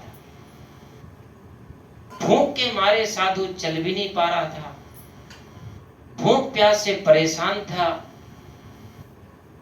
लेकिन बहुत दूर से राजा का कोई महल दिख रहा था, तो साधु के अंदर में आशा बंधी कि अगर मैं वहां तक पहुंच जाऊंगा धीरे धीरे तो मुझे भोजन प्राप्त हो जाएगा और मेरा जीवन बच जाएगा। ऐसा करते करते वो साधु अपनी हिम्मत बांधते हुए एक एक कदम बढ़ाते बढ़ाते राजा के राज दरबार तक पहुंच गया। राजा धार्मिक वृत्ति का था, तो जैसे वो राजा के राजमहल के सामने पहुंचा, सिपाहियों ने देखा, मंत्रियों ने देखा, तुरंत राजा को सूचना दी गई। और जैसे राजा को सूचना मिली तो तुरंत राजा अपने राजमहल से, अपने सिंहासन से उठ करके नीचे आया और साधु के चरणों में नमस्कार किया, दंडवत किया। और बड़े आदर मान सम्मान के साथ में उस राजा ने उस साधु को, उस गुरु को अपने राजमहल के भीतर ले गया। भीतर ले जाने के बाद में क्या होता है, अपने मंत्री को और सिपाही को कहा कि गुरु के लिए, साधु के लिए ऊपर का कमरा साफ करो, व्यवस्था करो। सिपाहियों ने, मंत्रियों ने ऊपर का, सबसे ऊपर का कमरा बढ़िया साफ सफाई करके, बढ़िया गद्दा पल्ली लगा करके, फूल फुलवारी लगा करके, इत्र फूल छिड़क करके बढ़िया कमरे को तैयार किया। उस राजा ने क्या काम किया, उस साधु गुरु महाराज को ले जाकर के उस कमरे में बिठा दिया। अब राजा क्या होता है, पूरा नगर में डिंडोरी पिटवाता है कि बहुत पहुंचे हुए संत आए हैं, सभी प्रजा उनका दर्शन करें। दूसरे दूसरे राज्य में भी पहुंचा दिया खबर। अब पूरी जनता राजा के राजमहल की तरफ भाग रही है, दौड़ रही है। दूसरे देश के भी राजा लोग आ रहे हैं और साधु महाराज के गुरु जी के दर्शन करते हैं और राजा की प्रशंसा करते कि धन्य है राजा, तुम्हारा जीवन धन्य है, तुम्हारा राजमहल का मंगलमय हो गया, पावनमय हो गया, क्योंकि तुम्हारे राजमहल में इतने पहुंचे हुए त्यागी, वैरागी, ज्ञानी महापुरुष पधारे हुए हैं। तुम्हारी तो जय हो, जय हो, जय हो। ऐसा राजा प्रजा की बात को सुन सुन करके अहंकार में फूल रहा है। ऐसा करते करते सुबह से शाम होने लगी, 3-4 बज गए। अब गुरु महाराज तो भूख से परेशान। गुरु महाराज ने सोचा कि ये राजा तो प्रजा के बाय बाय में फूला बैठा है, मेरा तो सेवा करना, भोजन पानी करना ही भूल गया। अब राजा साधु ने सोचा कि अब यहां से निकल लेना ही ठीक है। तो साधु ने क्या काम किया, अपना बोरी बिस्तर बांधा, थैला थुकड़ी तैयार किया और साधु चलने के लिए तैयार हो गया। राजा को पता चला तो राजा ने पूछा कि अरे गुरुदेव कहां चले। तो साधु गुरु कहता है कि बोले बेटा राजा, मैं 3 दिन की यात्रा से भूखा हूं, 3 दिन की यात्रा से चल रहा हूं, लेकिन मुझे रास्ते पे कहीं पर भोजन और पानी प्राप्त नहीं हुआ। लेकिन तेरे महल में मैं भोजन और पानी की आशा लेकर के आया था, लेकिन यहां भी मुझे भोजन और पानी नहीं मिला। इसलिए मैं जैसा भूखा और प्यासा आया था वैसे भूखा प्यासा मैं जा रहा हूं। ये कहानी है। कबीर साहब जी ने इसके पीछे बहुत बड़ा आध्यात्मिक अर्थ बताया है। ये उस साधु की कहानी नहीं है, ये कहानी हमारी और सबकी है। राजा कौन है? हमारा मन है। साधु कौन है? हमारी और आपकी सबकी आत्मा है, जीव चेतना है, ये साधु है। और राजा मन है। प्रजा कौन है? हमारी इंद्रियां हैं। जब जब हमारे मन के अनुकूल कोई चीज संसार की मिलती है, खाने को, पीने को, देखने को, भोगने को, सुनने को, तो हमारी इंद्रिय रूपी प्रजा क्या करती हैं? वाय वाय करती हैं, खुशहाली मनाती हैं। और वो खुशहाली को मनाने के बाद में हमारा मन रूपी राजा अहंकार में फूलता है। ठीक है। और 3 दिन से जे साधु रूपी आत्मा भूखी है। 3 दिन का मतलब क्या होता है? 3 खानी, पशु, पक्षी और उष्मज। ये 3 खानी से हमारी सबकी आत्मा भूखी चली आ रही है। इसको कौन सा भोजन नहीं मिला है? पेट का भोजन तो मिला है, शरीर का भोजन तो मिला है, लेकिन इस आत्मा का भोजन क्या है? ज्ञान, भक्ति, सत्संग, सेवा, धर्म, दान, पुण्य, परोपकार, ये उस आत्मा का भोजन है। इस आत्मा का भोजन उस आत्मा रूपी साधु को 3 खाने में नहीं मिला। मिला क्या? नहीं मिला। उस भोजन को प्राप्त करने के लिए वो साधु रूपी आत्मा कहाँ आई थी? इस मानव जीवन में आई थी, मनुष्य जन्म में आई थी कि यहाँ पर वो भोजन मिलेगा। भवन क्या है? जी हमारा शरीर ही भवन है। लेकिन यहाँ पर भी आकर के जे मन रूपी मनुआ राजा संसार के भोग विलासों में, संसार के धन दौलत में, संसार के प्राणी पदार्थों में ऐसा भूल गया कि सुबह से सांझ आ गई। सुबह क्या है? हमारा बचपना, दोपहर क्या है? हमारी जवानी, सांझ क्या? हमारा बुढ़ापा है। यही है ना। अब हमारा बुढ़ापा आ गया, लेकिन इस आत्मा का भोजन को हमने यहां पर भी नहीं दिया। ठीक। तो हमारा जीवन क्या होता? हमारी आत्मा फिर अपना बोरी बिस्तर बांधती है, फिर थैला तैयार करती है, और जैसा दुखी होकर के भूखी प्यासी आई थी, वैसे भूखी प्यासी आत्मा रूपी साधु फिर वापस चली जाती है। इसलिए महापुरुष कहते हैं कि सुबह का बचपन हंसते देखा, दोपहर को मस्त जवानी, शाम को बुढ़ापा रोते देखा, रात को खत्म कहानी। इसलिए हमेशा ध्यान देना, बचपना में बच्चा हमेशा बड़ा प्रसन्न और खुश रहता है, जवान हमेशा चिंतित रहता है, और बुढ़ापा में बूढ़ा आदमी हमेशा परेशान रहता है। कारण क्या है? क्योंकि जवान आदमी भविष्य में जीता है, कल में जीता है, और बूढ़ा आदमी अतीत में जीता है, पीछे जीता है। जो उसका जीवन का समय निकल गया, जो भी कर धर के आया है, वो उधर का हिसाब किताब करता है, और जवान आदमी कल की योजना में कल के लिए जीता है।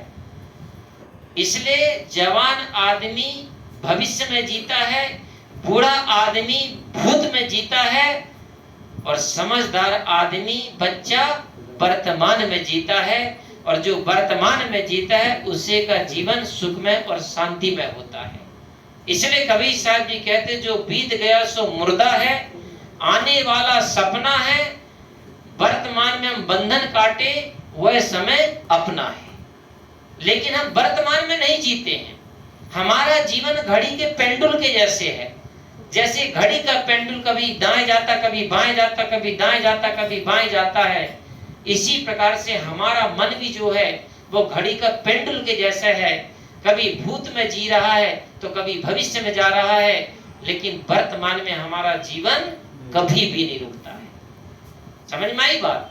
इसीलिए जवान आदमी चिंता में रहता है, बूढ़ा आदमी परेशान रहता है। इसी के कारण से रहता है। इसको परेशान और दुखी कोई नहीं कर रहा है। और दूसरी चीज है कि बूढ़ा आदमी और दुख का कारण और क्या है? उसके 3 कारण और होते हैं। बूढ़े आदमी के जीवन में प्रकृति ने 3 चीज छीन लिया। वो 3 चीज कौन सी छीन लेती प्रकृति? सबसे पहले प्रकृति हमारे जीवन में बुढ़ापे काल में हमारी सुंदरता को छीन लेती है। जो बचपना में, जो जवानी में जो सुंदरता थी, वो बुढ़ापे में है क्या? उसको किसी ने घटाया, किसी ने मिटाया है? उसको किसने छीना है? प्रकृति ने छीन लिया बुढ़ापे काल में। इसलिए बूढ़े आदमी के साथ ना कोई बैठना पसंद करता है, ना उसके पास में जाना कोई पसंद करता, ना उससे कोई बात करना पसंद करता है। इसलिए बूढ़ों के साथ बूढ़े मिलेंगे आपको, समझ में आई बात, लेकिन जवान नहीं मिलेंगे। तो बुढ़ापे में हमारी प्रकृति ने हमारी सुंदरता छीन लिया। बुढ़ापे में दूसरी चीज, हमने जो मेहनत से, परिश्रम से, व्यापार से, बिजनेस से, नौकरी से, चाकरी से, खेती बाड़ी से हमने जो मेहनत मजदूरी करके धन कमाया था, वो बुढ़ापे काल में वो धन भी हमारे लड़के बहू दोनों छीन लेते हैं, ना चाहते हुए भी छीनते हैं, लड़ झगड़ के छीनते हैं।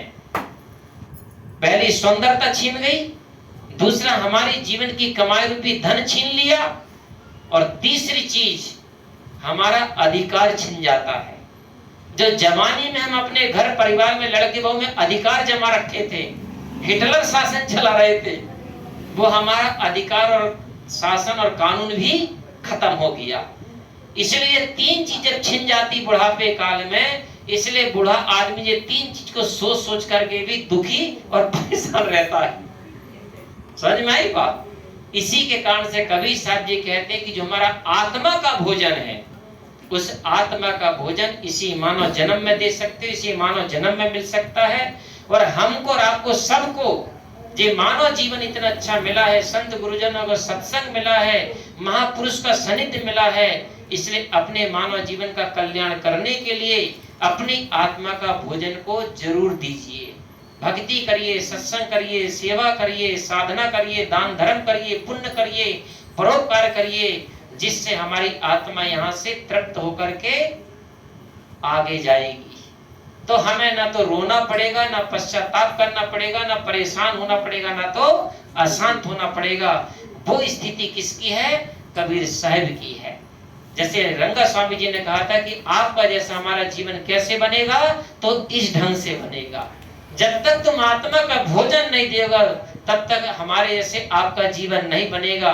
और हमारा जैसा जीवन बनाना चाहते हो तो ये आत्मा को भोजन, आत्मा को देना शुरू करिए, तो हमारा और आपका सबका जीवन का मंगलमय होगा, जीवन का कल्याण होगा और जीवन का उद्धार होगा।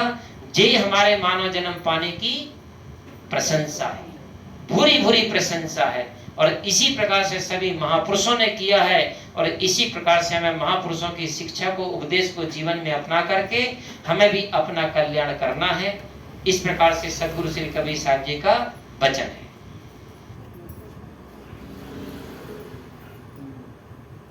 ಮುಂದುವರೆದು ಹೇಳಿದ್ರು, ಕಬೀರ್ ಸಾಹೇಬರು ಅತ್ಯಂತ ಕರುಣೆಯಿಂದ ಜೀವಿಗಳ ದುಃಖ ಪಡೋದನ್ನ ನೋಡ್ತಾ ತಿಳಿಸ್ತಾ ಇದ್ದಾರೆ, ಈ ಕಲ್ಯಾಣ ಬೇಕಾಗಿದೆ ನನ್ನಂತೆ ಆಗಲಿ, ನನ್ನ ಹಾಗೆ ನೀವು ಜೀವನ ಮಾಡ್ರಿ, ನನ್ನ ಹಾಗೆ ಜೀವನ ಮಾಡ್ರಿ. ಈ ಪ್ರಪಂಚದಲ್ಲ ಏನ್ ಮಾಡ್ತಾ ಇದ್ದಾರೆ ಅಂದ್ರೆ, ಕಬೀರ್ ಅಂತ ಯಾರು ಜೀವಿಸ್ತಾ ಇಲ್ಲ.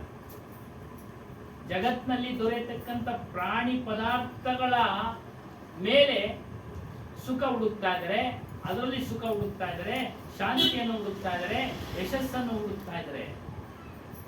ಅದು ಸಾಧ್ಯ ಇಲ್ಲ, ಆಗ್ತಾ ಇಲ್ಲ.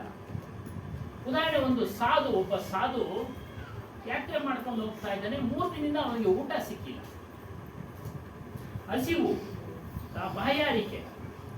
ಹೋಗ್ತಾ ಇದ್ದ, ದೂರದಲ್ಲಿ ಒಂದು ಅರಮನೆ ಕಾಣಿಸ್ತು.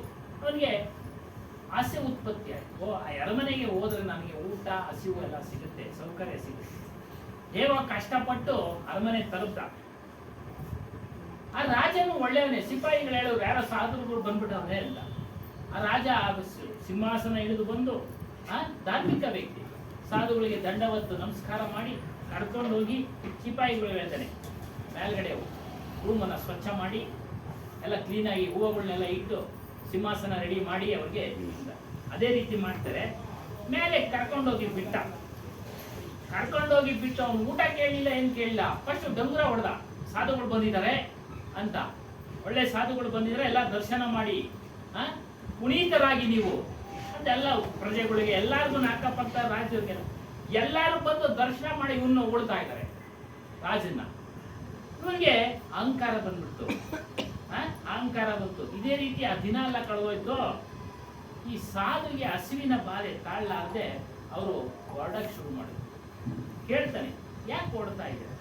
ಅಲ್ಲಪ್ಪ, ನಾನು ಹಸಿವು ನೀಗಿಸ್ಕೊಳ್ಳೋಕ್ಕೋಸ್ಕರ ನೀನು ಮನೆಗೆ ಬಂದ್ರೆ ನೀನು ನನಗೆ ಅನ್ನ ನೀರು ಕೊಡದೆ ನನ್ನ ದರ್ಶನ ಮಾಡಿಸಿ ನೀನು ಹೊಗಳಿಕೆ ತೆಗೆದುಕೊಂಡು ತಗೊಳ್ತಾ ಇದೀಯಾ? ನನ್ನ ಪರಿಸ್ಥಿತಿ ಏನಾಗಬೇಕು? ಅದಕ್ಕೆ ನಾನು ಓಡ್ತಾ ಇದ್ದೀನಿ. ಇದಕ್ಕೆ ಆಧ್ಯಾತ್ಮಿಕ ಅರ್ಥ ಕೊಡ್ತಾ ಇದ್ದಾರೆ. ಮನಸ್ಸು ರಾಜನಿಗೆ, ಸಾಧು ಆತ್ಮ, ಪ್ರಜೆಗಳು ಇಂದ್ರಿಯಗಳು. ನಮ್ಮ ಅನುಕೂಲಕ್ಕೆ ತಕ್ಕಂತೆ ಆಹಾರವನ್ನ ತೆಗೆದುಕೊಂಡಾಗ ಇಂದ್ರಿಯಗಳು ಸಂತೋಷ ಪಡ್ತವೆ, ಇಂದ್ರಿಯಗಳು ಖುಷಿ ಪಡ್ತವೆ. ಆಗ ಮನಸ್ಸಿಗೆ ಅಹಂಕಾರ ಬಂದ್ಬಿಟ್ಟೆ, ನಾನು ನನ್ನ ಇಂದ್ರಿಯವನ್ನ ತೃಪ್ತಿಗೊಳಿಸ್ಬಿಟ್ನಪ್ಪ. ಈ ರೀತಿ ಅಹಂಕಾರ ಮನಸ್ಸು ರಾಜನಿಗೆ ಹೋಲಿಸಿದ್ರು. ಈ 3 ದಿನ ಅಂದ್ರೆ 3 ದೇಹಗಳು, 3 ದಿನದಿಂದ ಅವನು ಹಸಿವಿದ್ನಲ್ಲ, ಅದಕ್ಕೆ 3 ದೇಹಗಳು ಹೋಲಿಸಿದ್ದಾರೆ: ಪಶು, ಪಕ್ಷಿ, ಉಷ್ಮಜ. ಆತ್ಮದ ಭೋಜನ ಯಾವುದು ಅಂದ್ರೆ ಅಸಾಧುಗೆ ಆತ್ಮ ಹೋಲಿಸಿದ್ರಲ್ಲ, ಸತ್ಸಂಗ, ದಾನ, ಧರ್ಮ, ಪರೋಪಕಾರ, ಪುಣ್ಯ ಕೆಲಸಗಳು. ಇವುಗಳನ್ನ ಪಡೆಯೋದಕ್ಕೆ ಆತ್ಮ ಮನುಷ್ಯ ಜನ್ಮಕ್ಕೆ ಬಂತು. ಆದ್ರೆ ಇವುಗಳನ್ನ ನಾವು ಕೊಡ್ತಾ ಇಲ್ಲ. ಅದಕ್ಕೆ ಇವುಗಳನ್ನ ಕೊಡ್ತಾ ಇಲ್ಲ. ಪ್ರಾಣಿ ಪದಾರ್ಥಗಳ ಕಡೆ ತೆಗೆದುಕೊಂಡು ಹೋಗ್ತಾ ಇದ್ದೀವಿ. ಪ್ರಾಣಿ ಪದಾರ್ಥಗಳಲ್ಲಿ ಈ ಜಗತ್ತು ಯಾವ ರೀತಿ ಇದೆ ಅಂದ್ರೆ, ಜೀವನ ಹೋಲಿಸ್ತಾರೆ. ಬೆಳಿಗ್ಗೆ ಬಾಲ್ಯ, ನಗ್ನಗ್ತಾ ಇರ್ತೀವಿ. ಮಧ್ಯಾಹ್ನ ಯೌವನ, ಸಂಜೆ ವೃದ್ಧಾಪ್ಯ. ಅದೇ ರೀತಿ ಬೆಳಿಗ್ಗೆ ಹೊತ್ತು ಮನುಷ್ಯ ನಗ್ನಗ್ತಾ ಇರ್ತಾನೆ. ಯೌವನಕ್ಕೆ ಬಂದಾಗ ಚಿಂತಿತನಾಗಿರ್ತಾನೆ, ಅದು ಬೇಕು ಇದು ಬೇಕು. ವೃದ್ಧಾಪ್ಯದಲ್ಲಿ ಅಳ್ತಾ ಇರ್ತಾನೆ. ಕಾರಣ ಇಷ್ಟೇ. ಬಾಲ್ಯದಲ್ಲಿ ಏನು ಗೊತ್ತಿರೋದಿಲ್ಲ, ಚಿಂತನೆ ಮಾಡೋ ಶಕ್ತಿ ಇಲ್ಲ, ಆಟ ಪಾಠ ಊಟಗಳಲ್ಲಿ ಕಳೆದೋಗ್ತಾನೆ. ಯೌವನಕ್ಕೆ ಬರ್ತಾ ಬರ್ತಾ ನಾಳೆ ಯೋಚನೆ ಮಾಡ್ತಾನೆ, ನಾಳೆ ನಾನು ಹೇಗಿರ್ಬೇಕು, ಅವ್ರ ಭವಿಷ್ಯದ ಚಿಂತೆ. ಈ ವೃದ್ಧಾಪ್ಯನಿಗೆ ಹಿಂದೆ ನಾನು ಹೇಗಿದ್ದೆ, ನನ್ನ ಮನೆಯವರೆಲ್ಲ ಅಧಿಕಾರ ಕಿತ್ಕೊಂಡ್ಬಿಟ್ರಲ್ಲ, ಅದು ಹೇಳ್ತಾರೆ. 3 ಪ್ರಕೃತಿ ವಸ್ತುಗಳು ಕಿತ್ಕೊಂಡ್ಬಿಡ್ತಾರೆ. ಪ್ರಕೃತಿ ದತ್ತವಾಗಿ ವೃದ್ಧಾಪ್ಯನ 3 ವಸ್ತುಗಳು ಕಿತ್ಕೊಂಡ್ಬಿಡ್ತವೆ. ಅವನ ಸುಂದರತೆಯನ್ನು ಕಿತ್ಕೊಳ್ಳುತ್ತೆ ಪ್ರಕೃತಿ. ಯಾರು ಏನೇ ಮಾಡೋದಿಲ್ಲ. ಆಟೋಮೆಟಿಕ್ ಆಗಿ ಅವನು ಯೌವನದಲ್ಲಿ ಇದ್ದಂತ ಸುಂದರತ್ವ ಕಡಿಮೆ ಆಗ್ಬಿಟ್ಟು ಸಂಪೂರ್ಣ ಇದಾಗ್ಬಿಡುತ್ತೆ. ಪರಿಶ್ರಮದಿಂದ ಗಳಿಸಿದ್ದ ಧನಧಾನ್ಯಗಳನ್ನ ಮಕ್ಕಳು ಕಿತ್ಕೊಂಡ್ಬಿಡ್ತಾರೆ. ಇದ್ರೂ ಸಹ ಕಿತ್ಕೊಂಡ್ಬಿಡ್ತಾರೆ. ನಿನ್ಗೇನಿಕ್ಕೆ ಊಟ ಹಾಕ್ತೀವೋ ಇಲ್ವೋ, ಕೇಳ್ದಾಗ ಕೊಡ್ತೀವಿ ಬಿಡು, ಒಂದು 5 ರೂಪಾಯಿ 10 ರೂಪಾಯಿ 50 100 ಕಿತ್ಕೊಂಡ್ಬಿಡ್ತಾರೆ. ಆಗ್ತಾ ಇದೆ ಮನೆ ಅಧಿಕಾರವನ್ನ ಕಿತ್ಕೊಂಡ್ಬಿಡ್ತಾರೆ. ಇವನು ಯೌವನದಲ್ಲಿದ್ದಾಗ ಇವನು ಮನೆ ಯಜಮಾನ, ಎಲ್ಲರಿಗೂ ಹಾಂಗ್ ಮಾಡಿ ಹಿಂಗ್ ಮಾಡಿ ಅಂತೇಳಿ ಕಾನೂನು ಎಲ್ಲ ಶಾಸನ ಅಂದ್ರೆ ಹಾಗೆ ಮಾಡಿ ಹೀಗೆ ಮಾಡಿ ಅಂತ ಆರ್ಡರ್ ಮಾಡೋದು. ಇದು ಅಧಿಕಾರನ ಕಿತ್ಕೊಂಡ್ಬಿಡ್ತಾರೆ. ಅದನ್ನೆಲ್ಲ ಯೋಚನೆ ಮಾಡಿದ್ರೆ ಅವನು ವೃದ್ಧಾಪ್ಯದಲ್ಲಿ ಚಿಂತನೆ ಮಾಡುದು. ಆದ್ರೆ ತಿಳುವಳಿಕೆ ಉಳ್ಳ ಮನುಷ್ಯ ವರ್ತಮಾನದಲ್ಲಿ ಜೀವಿಸ್ತಾನೆ. ಗಡಿಯಾರದ ಮುಳ್ಳು ಉದಾಹರಣೆ ಕೊಟ್ಟರು, ಅದು ಸಮಯ ತೋರಿಸುತ್ತೆ ನಮ್ಗೆ. ಆದ್ರೆ ಗಡಿಯಾರದ ಮುಳ್ಳು ಹಿಂದೆ ಹೋಗ್ತಾ ಇದೀರಿ, ಮುಂದೆ ಹೋಗ್ತಾ ಇದೀರಿ, ಹೋಗಿದ ಕಡೆ ಹೋಗ್ತಾ ಇದೀರಿ ಏನೋ ಗೊತ್ತಾ ಇಲ್ಲ. ಹಾಗಾಗಿ ಆ ಗಡಿಯಾರ ನೋಡ್ಕೊಂಡು ನಾವು ವರ್ತಮಾನ ಜೀವನ ಮಾಡಬೇಕು. ನಾವು ಮುಂದೆ ಹೇಗಿರ್ಬೇಕು ಅನ್ನೋದು ಆಸ್ತಿ ವಿಚಾರಗಳಲ್ಲ, ಗಳಿಸೋ ವಿಚಾರಗಳಲ್ಲ. ಗಳಿಸ್ಬೇಕು, ಅದು ನಮ್ಮ ಕರ್ತವ್ಯ, ಅದು ಮಾಡಬೇಕು. ಆದರೆ ಆತ್ಮಕ್ಕೆ ಭೋಜನ ಕೊಡ್ಬೇಕು. ಆತ್ಮಕ್ಕೆ ಭೋಜನ ಯಾವುದು ಅಂದ್ರೆ ಆಧ್ಯಾತ್ಮ, ಸತ್ಸಂಗ, ಮಹಾಪುರುಷರ ದರ್ಶನ. ಇವು ಈಗ ಅದನ್ನ ಕೊಟ್ಟಾಗ ಆ ಸಾಧು ಹೊಟ್ಟೆ ತುಂಬ್ತಿದ್ದಲ್ಲ, ಕೊಡ್ಲಿಲ್ಲ ಅವನ ಆಚೆಗೆ ಬಂದ. ಅದೇ ರೀತಿ ಆತ್ಮ ಏನ್ ಮಾಡುತ್ತೆ, ಮತ್ತೆ 3 ದೇಹಗಳಲ್ಲಿ ಹೋಗ್ತದೆ: ಪಶು, ಪಕ್ಷಿ, ಉಷ್ಮಜ, ಪಿಂಡ. ಏನು ಪಿಂಡ ಅಂದ್ರೆ ಆತ್ಮ, ಬೇರೆ ಬೇರೆ. ಇದಕ್ಕೆ ನಾವೇನ್ ಮಾಡ್ಬೇಕು? ಮಹಾಪುರುಷರು ಅದೇ ಅದನ್ನ ಹೇಳಿದ್ರು. ನೀವ್ ಹೇಗಿದ್ದೀರಾ, ನಿಮ್ಮಂತೆ ನಮ್ಗೆ ಆಗೋ ಹಾಗೆ ತಿಳಿಸಿ ನಾವು ಅಂತ ಕೇಳ್ಕೊಂಡ್ರಿ. ನೋಡಿ, ಇದು ಕಬೀರ್ ಸಾಹೇಬರ ಚಿಂತನೆ ಮತ್ತು ವಿಚಾರಗಳು. ಏನೋ ನಿಮ್ಮ ಕಲ್ಯಾಣ ಆಗ್ಬೇಕಂದ್ರೆ ಭಕ್ತಿ ಮಾಡಿ, ಸಾಧನೆ ಮಾಡಿ. ಆಚರಣೆಗಳೇ ಸಾಧನೆ. ಪರೋಪಕಾರ ಮಾಡಿ, ಪುಣ್ಯವನ್ನು ಗಳಿಸಿ. ಇವುಗಳಿಂದ ನಿಮ್ಮ ಜೀವನ ಕಲ್ಯಾಣ ಆಗುತ್ತೆ. ಅನೇಕ ಪುರುಷರು ಇದೇ ಹಾದಿಯಲ್ಲಿ, ಸದ್ಗುರು ಕಬೀರ್ ಸಾಹೇಬರಂತೆ ಅನೇಕ ಪುರುಷರು, ಕಬೀರ್ ಸಾಹೇಬರು ಇದೇ ಹಾದಿಯಲ್ಲಿ ನಡೆದು ಅವರು ತಮ್ಮ ಒಂದು ಜೀವನವನ್ನು ಸಾರ್ಥಕಪಡಿಸಿಕೊಂಡಿದ್ದಾರೆ. ಆವಾಗಮನ ಹುಟ್ಟೋದು ಸಾಯೋದು ತಪ್ಪಿಸಿಕೊಂಡಿದ್ದಾರೆ. ಈ ರೀತಿ ನೀವು ಆಗಿ ನನ್ನಂತೆ ಅಂತೇಳಿ ಕಬೀರ್ ಸಾಹೇಬ್ ಹೇಳಿದ್ದನ್ನ ಇವರು ನಮಗೆ ತಿಳಿಸಿದ್ರು. ಇದು ನಮ್ಮಂತೆ ಆಗಬೇಕು ಅಂತ ಅರ್ಥದಲ್ಲಿ ತಿಳಿಸಿದ್ದಾರೆ. ಹಾಗಾಗಿ ನಾವೆಲ್ಲರೂ ಸಹ ಬಹಳ ಒಂದು ಅತ್ಯುತ್ತಮವಾದ ವಿಚಾರವನ್ನು ಕೇಳಿದ್ವಿ. ಹೊಸ ಹೊಸ ವಿಚಾರ, ಹೊಸ ಹೊಸ ಒಂದು ಉದಾಹರಣೆಗಳು. ಹಾಗಾಗಿ ಎಲ್ಲರ ಪರವಾಗಿ ಏನಾದರೂ ಮಾತಾಡಬೇಕು ಅಂತ ದಯಣ್ಣ ಅವರಿಗೆ ಕೇಳ್ಕೊಂಡು. ಯಾರನ್ನ ದಯಣ್ಣ, ಕಾಂತಣ್ಣ, ಅವ್ರು ಒಂದನೇ ಅರ್ಪಣೆ ಹೇಳಿ.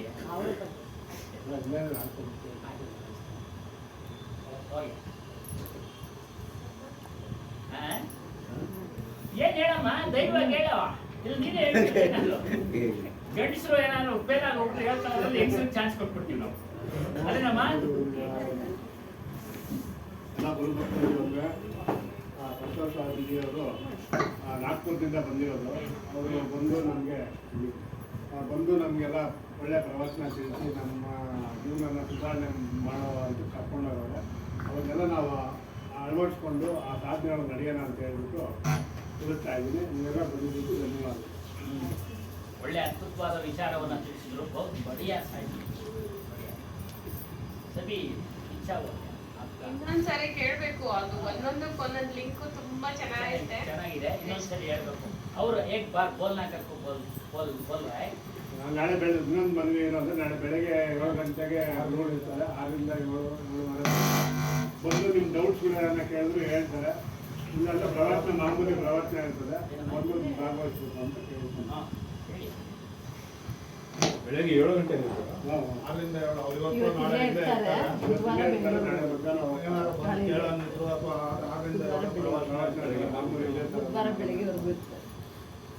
ನಾಳೆಯಿಂದ ನಾಳೆ ಬೆಳಿಗ್ಗೆ ಹೋಗ್ತಾರೆ.